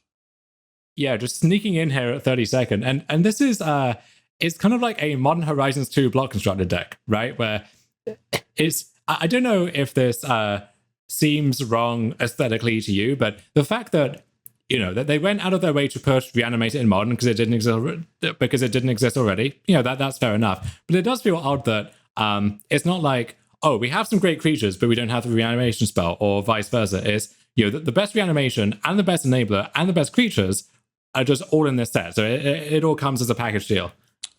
I don't mind it, but that might be specifically because I played Standard back in the Entomb stitched together Zombify days. And like this feels like the descendant of that deck, and not like the descendant of Legacy Reanimator with Force of Wills, or like Gristlebrand Reanimator. It just feels like that deck where you're like, I made a Phantom Nishoba, and this is just the 2021 equivalent of that. Mm-hmm. There has got to be a way to persist a Primeval Titan, right? Possibly. No, actually, I somehow I didn't put together that you could unmark grave for Unburial Rites. I don't know how I didn't realize that. And that's like all of this falls into place there. Like that's the thing from this list that just like really clicks, and I feel really dumb for not realizing it. Well, in your defense, I think you did bring up using Unmarked Grave for the Priest and then unearthing the Priest, and yeah, Unburial Rites just shaves a mana off the backside of that. Yeah. Well, now that I mention it, one thing that is worth noting is, especially in the Amulet Titan shell, if you play a land on turn 1 and then play a Kuru on turn 2, a bounce land, you are discarding to hand size. So that is a nice like backdoor way to set up persist. So maybe something worth looking into there. I don't know. I'm so skeptical of adding a graveyard aspect to any combo deck that doesn't use the graveyard. Like you want to go the other way. You want to have a combo that's naturally through the graveyard, and then find something that augments that doesn't. You don't want to go the other way around, because as soon as you open up your combo to like Relic, especially in Urza Saga Finding Relic world, but kind of dicey. Yeah. It seems like the best way to augment that is to have a land that fetches your combo pieces while also churning out several outsized attackers. But I guess there is another deck in this challenge that does that, so maybe we should get to that after a short break here. What's up, everyone? Justin Parnell here. Along with Ryan Overturf, and we want to tell you about the single best podcast on the SCG network. Well, obviously, Ryan, you're talking about the 540. Indeed I am, and that is the best podcast because we talk about the best format in the history of Magic. Cube Draft? Cube Draft. Every week we go over all things Cube. We're talking about in-depth reviews of brand new cards. The best ways to draft and think about Arena and Magic Online Cube formats, as well as ways to play with your friends, and ways to play with your enemies. Also some ways to make your friends into your enemies. And cardboard takes of a variety of temperatures. So if you're a fan of structured nonsense, or if you hate it, either way, all the same, check out the 540 every week wherever you find your podcasts, and right here on StarCityGames.com. All right, and we are back to talk about the first place deck from the Sunday Modern Challenge, Ari, which I will let you do the honors. Oh, I thought you were just going to lead into, we are back to talk about me. So this is Capricioso? I'll let you pronounce your own Magic Online name. I think it's Capricioso. It was after my favorite piece of music when I was a kid, but now, because it's an Italian word, I get a bunch of moto grinders trying to talk to me in Italian, including someone yesterday who salted at me in Italian, and I just didn't know what it meant. I was like, well, I know that's insulting me, possibly my mother, maybe both at the same time, but I'm just going to let you have it, you know? I'll walk away with the W, and you can just, stew over there in your juices. Yeah, so this is Hardened Scales, back from the dead, all the Hardened Scales cards you would expect, and some new stuff. So the new stuff is Urza Saga. Also Zabaz the Glimmer Wasp, which is an interesting discussion to have because you are playing Crag Crown Pathway and Stomping Ground as opposed to any other splash. And then you have some power depots. Yeah, so the credit for this show goes to Mr. Seri, MTG, who is a YouTuber and a streamer who loves this deck, has been playing it, throughout tougher times, the Uro days and so on. Saw them streaming this, and they were trying a bunch of different stuff just to try it and see how it performed. And so a lot of that made its way in here for the same reason. So I'm not going to say the split of 2 Llanowar Reborn, 2 Power Depot is scientifically correct or anything. It's just to see how the two cards compare to each other. And the same goes for some of these more marginal Urza Saga targets, the 1 Power Conduit, which has some applications in the deck, but is phenomenal with Urza Saga, because you could basically, in response to this, is what the card does is you can tap it and remove a counter from a permanent you control to either put a +1/+1 counter on a creature or a charge counter on an artifact. So you could do that with some of the Search Node stuff or whatever. And in this deck, you can imagine it having normal applications in shuffling some counters around and moving them where they need to be. But with Urza Saga, what you can do, or any saga really, is in response to the final chapter, when that trigger goes on the stack, you can remove a counter from it and put that counter elsewhere. And then you still get that effect and the saga sticks around. So what that means basically is once your saga gets to the final chapter, you get to tutor for a new artifact every turn, while also keeping around this land, which every turn can tap to create a construct, which, all of that scales very nicely as well. I don't think that's actually worth it in here in the end, but I do think that interaction is powerful enough that I want to try it in some of the shell. So maybe it is the Dice Factory deck in some form or whatever, but something to add to the list for sure. There are not a lot of turns left over once you start activating Urza Saga like that, it feels like. No. I do love that Ancient Stirrings just gets Urza Saga. That's just the best thing Ancient Stirrings has done in a long time. It's I can do my deck stuff, or I can just get Urza Saga. Choose your direction of winning the game. Yeah, and Urza Saga, most decks that you put it in, unless it is that blue-eye control deck, are going to have some flagship artifact that you want to fetch. And in this deck, you have a few different of those. So the big one being the Ozolith. And, you've written 2 pieces for SCG back in the day of, Hardened Scales before, the very early list, and then also why the Ozolith is so messed up in Hardened Scales. And that's a lesson that I and my opponents learned very often over the course of the day, is that card with basically any other setup pieces just goes completely berserk. And that's how you get some of these out of nowhere turn 3, turn 4 kills that the deck is famous for. Yeah, this is the classic hard and scales thing where if you ever have to start doing the math, it's going to be enough, but you should do the math anyways.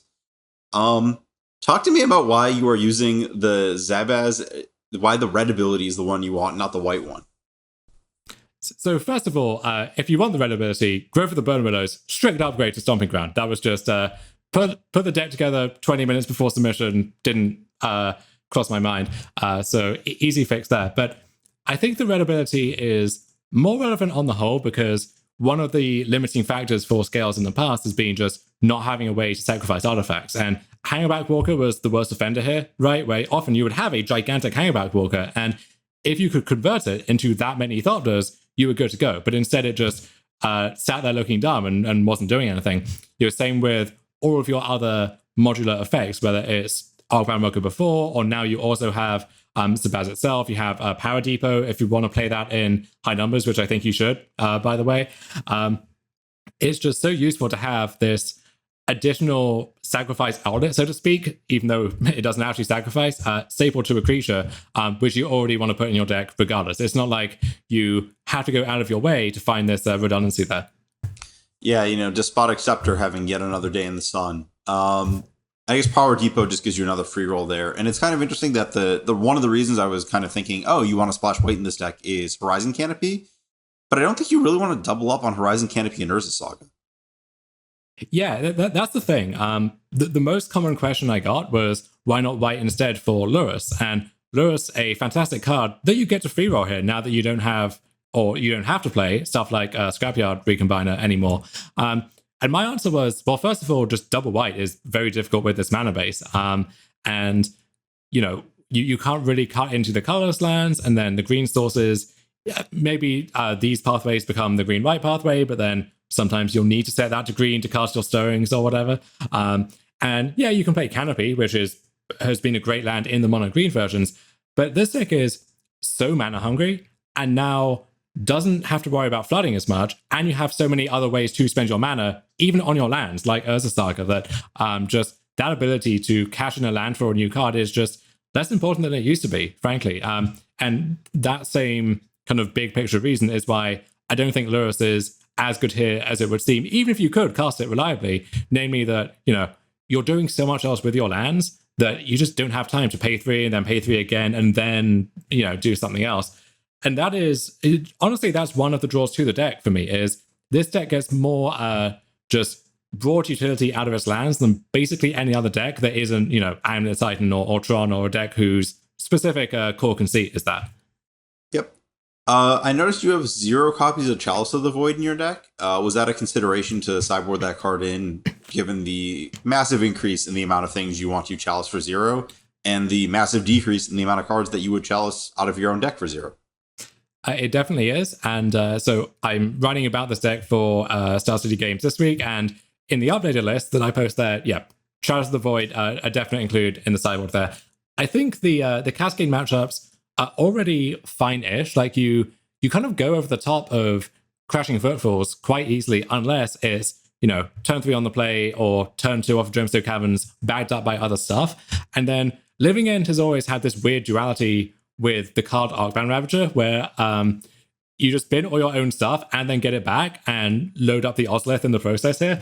I wouldn't really call that a duality. It's just a problem. Also, Zabaz just being a beast against Living End.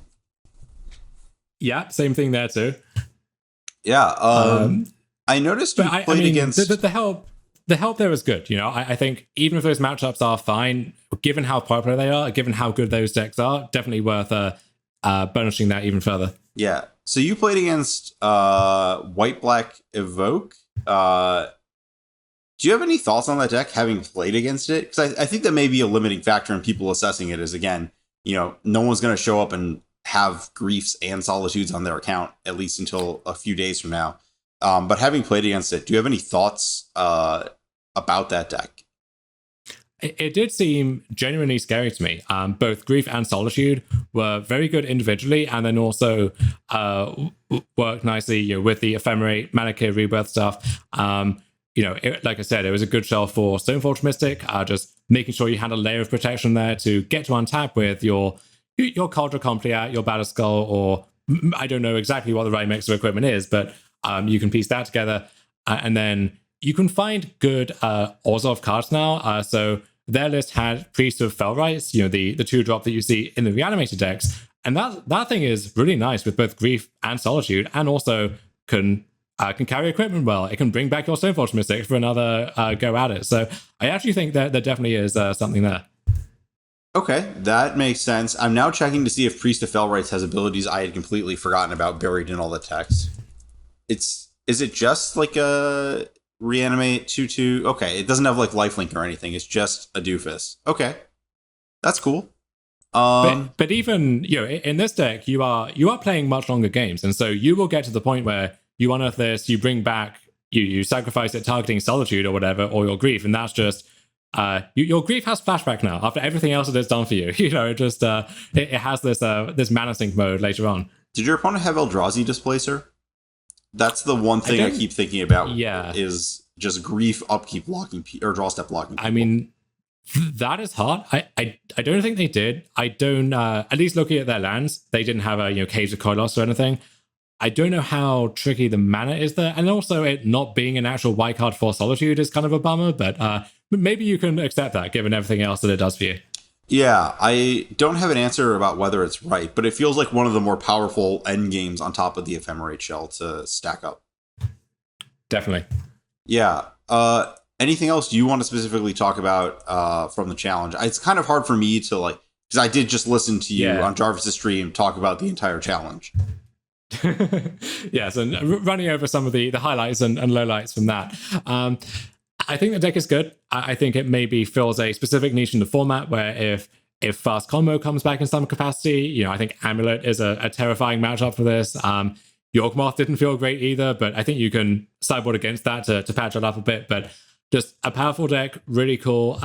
Judging from the response that I had from posting about the deck, seems like people are really keen to sleeve up their Hardened Scales again. And I think this is I think they can justify doing that. Maybe not every single weekend, but at least on and off if they're trying to win. And I think that's a good sign. Yeah, they have printed a lot of really, without Mox Opal, a lot of the artifact hate feels really unbalanced against the artifacts, which then gives the artifact decks this window of opportunity every so often. And it's kind of always awesome for people to be like, oh, today is when I can play Arcbound Ravager.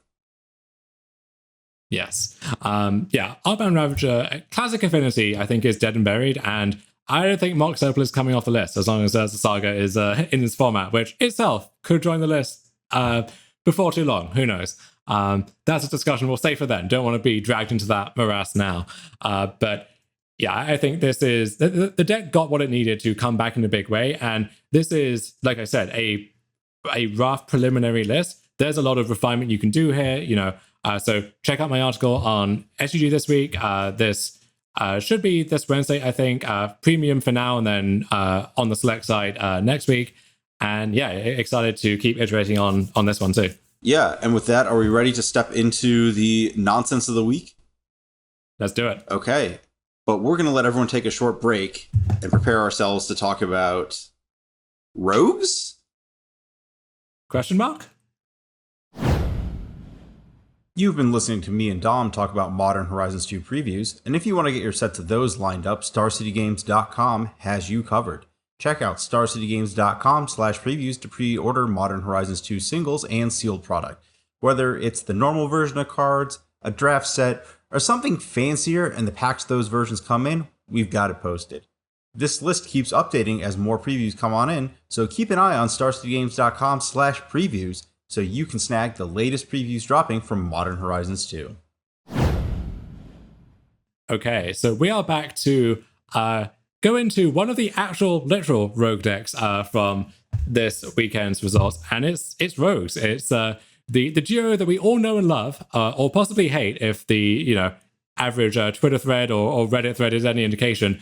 Soaring Thought Thief, Thieves Guild Enforcer, teaming up again to cause some trouble here, joined by a new hit in Doughty Voidwalker. So this is a rogue on top of everything else that it does. This is the black 3/2 that it has shadow, it has just Let Under the Void for your opponent, and also you can sacrifice it to play one of those exiled cards. And so you can play turn 1 Enforcer, mill 2 cards into this, mill them for 2 more cards, and then if any of those are platinum hits, then you can just cast those for free without paying their mana cost on turn 3. You can actually apply pretty substantial pressure just with that 3/2 Shadow Body, especially if it's being pumped by a Thought Thief. This is a Lure Stick, of course. You can buy back all of these rogues, and we have the upgrades that you would expect to that interactive suite in Modern. So you can play Thoughtseize, Inquisition. You can play Fatal Push. We don't need to go all the way up to Into the Story, but I mean, I suppose you could if you wanted to. But this actually looks shockingly real to me. Yeah. This is the same player in 16th and 31st place across the 2 challenges, which is pretty awesome. It's kind of funny how Dothy Voidwalker is like a combo numbo. You like want to mill your opponent's stuff with Voidwalker, yes, and then it'll stop your stuff from growing. I think the Lurrus engine with Voidwalker is probably pretty important here.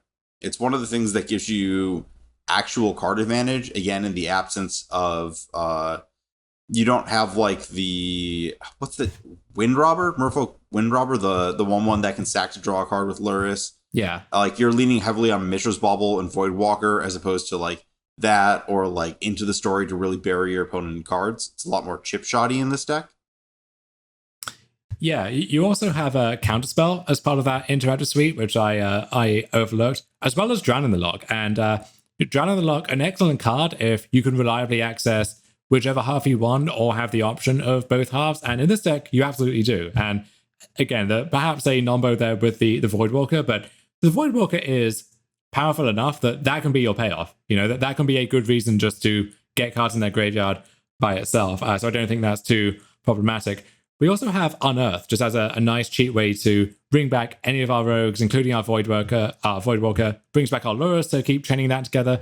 We also have Snapcaster Mage, where in a deck with this much cheap interaction that's trying to play this aggro control game, you know, Snapcaster Mage fits in perfectly there. And then also sometimes you get to set off these Unearth chains where you unearth back the Snapcaster, and then that targets the Unearth, and then you bring back something else. So yeah, this deck all coming together very nicely here. Yeah, and it's worth noting this is a 19 land deck. It is really trying to maximize the number of spells it draws and like minimize the cost of each of those spells. It's kind of interesting to me to see that in blue without any like auxiliary cantripping outside of Mishra's Bauble. I think you want to play 19, but I don't know if like all these Thoughtseizes and Inquisitions is the right way to play 19, especially since your hitters don't hit quite as hard as Death Shadow. Yeah, that's the one thing I have questions about. Is this deck is trying to support, you know, double blue and double black on the second turn, and we have 3 basic swamps in the mix, so that could interfere with things sometimes. I would kind of be interested in Thought Scour, I think, where, yeah, that's a card that pairs so well with your own Snapcasters, Unearth, Lurrus, but also if you just want to get them over the 7-card, 8-card threshold, then it does that as well. Maybe. I don't quite know. I do like how Dothy Voidwalker interacts against Crashing Footfalls these days. It just like you get to fire back 4/4s at them and get into battle. Pretty good interaction.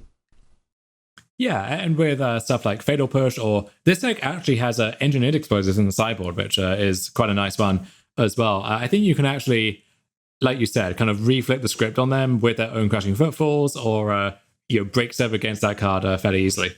Yeah, one of my concerns here is that blue and black are just like so bad against Urza's Saga. It is really like, what are you gonna do against an enchantment that doesn't go on the stack, especially in your 19 land deck where you don't have room for Field of Runes? Like, that's a tough ask.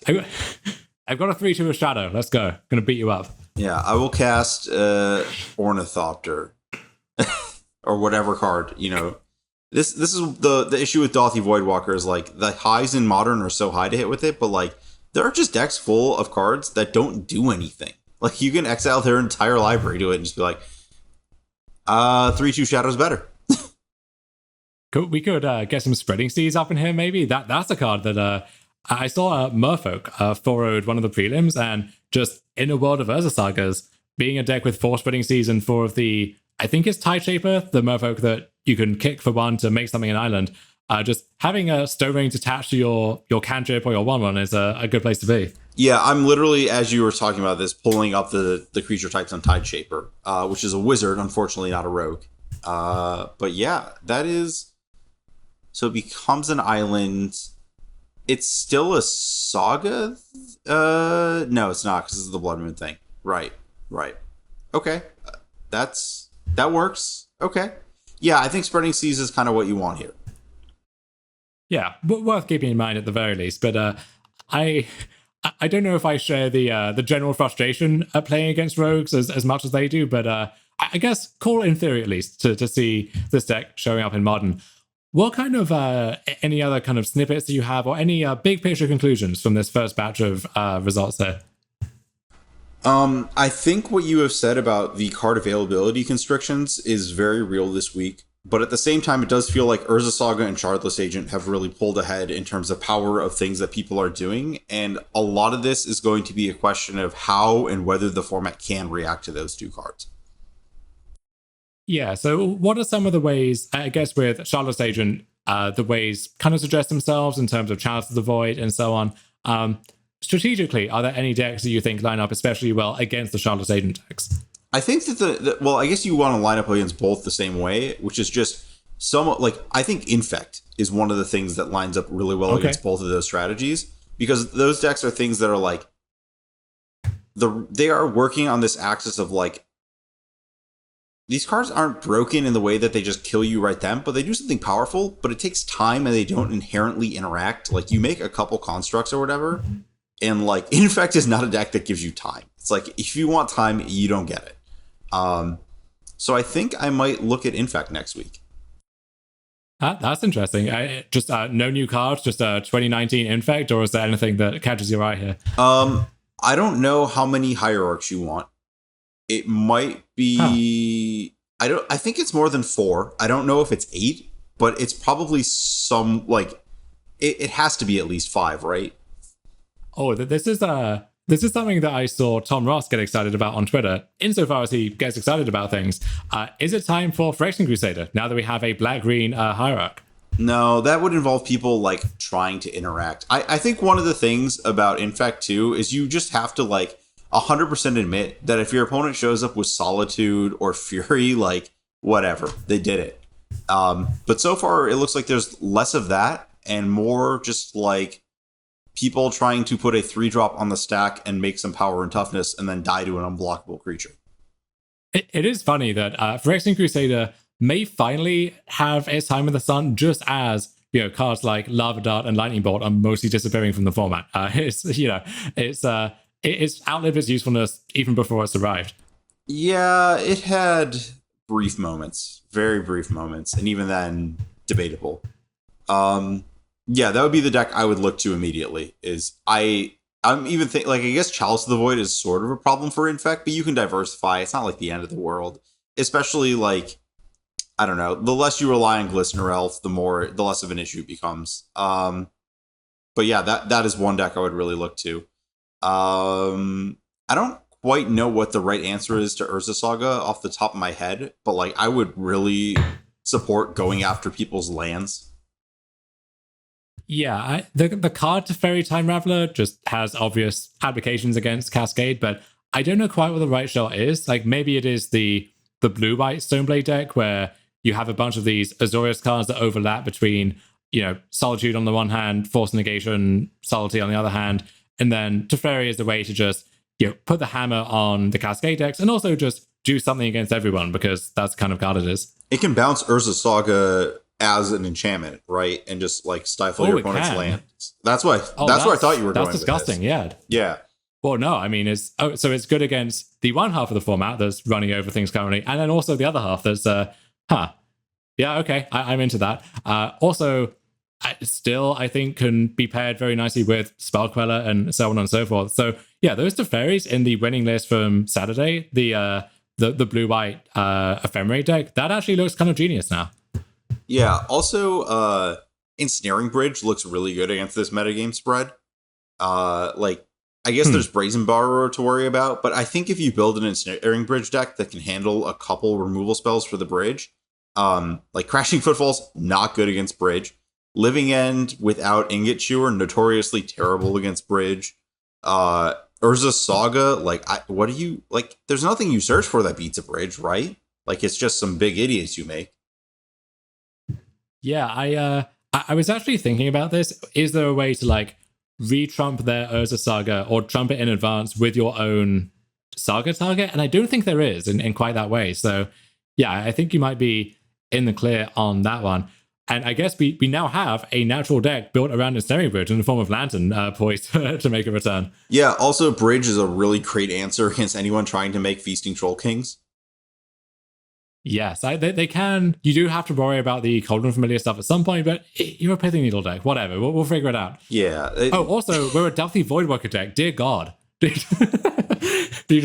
you mill over that Troll King and then you get a big boy yourself? Yeah. Is it Troll King cast from hand or is it just cast? I mean, we're not getting the food tokens, but we don't need them. We got a 7/6. We're good to go. Okay, just checking on that. Though casting it is kind of a liability because if it does die, then they just have a Troll King in their graveyard.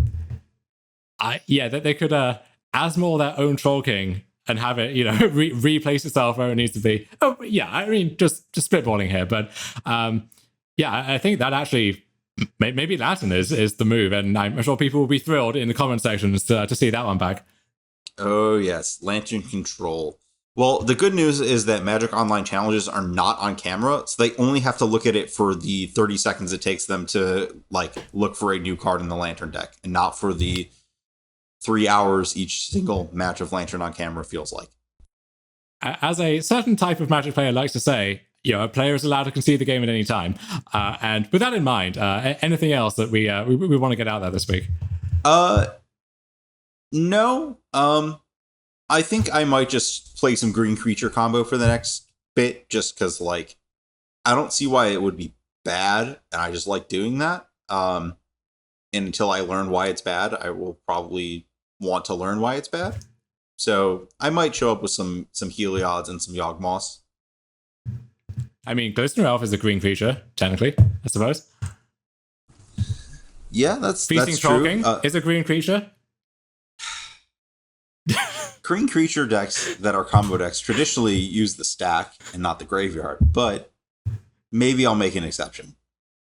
We're using our terms very loosely here. Anyway, you can find me, congratulate me, tear me to pieces on Twitter at Dom and Javier. You can read my article about Hardened Scales and general modern impressions on Star City Games this week, and you can find a lot of modern content there this week as well. Modern Horizons is really shaking up things in a big way. I'm sure many of our colleagues will be excited to write about that too. Where can people be finding you, Ari? I am at ARMLX on Twitter. You can make fun of me for putting Urza Saga in 8th place in the most broken cards in the set after reading the article on StarCityGames.com. I accept any and all you are wrongs because I'm still riding the high of being right about Bartered Cow years later, or Feasting Troll King. Either, both of them, this is what happens when they print free cards. Throne of Eldraine, whatever. Anyways, so yeah, that is where you can find me. And you can pre-order your Urza Sagas over at StarCityGames.com, where, on Monday, you can check out the weekly sale. Nice little bookending there, too. Cedric will be very proud. Anyway, we will see you all next week. Take care, everyone.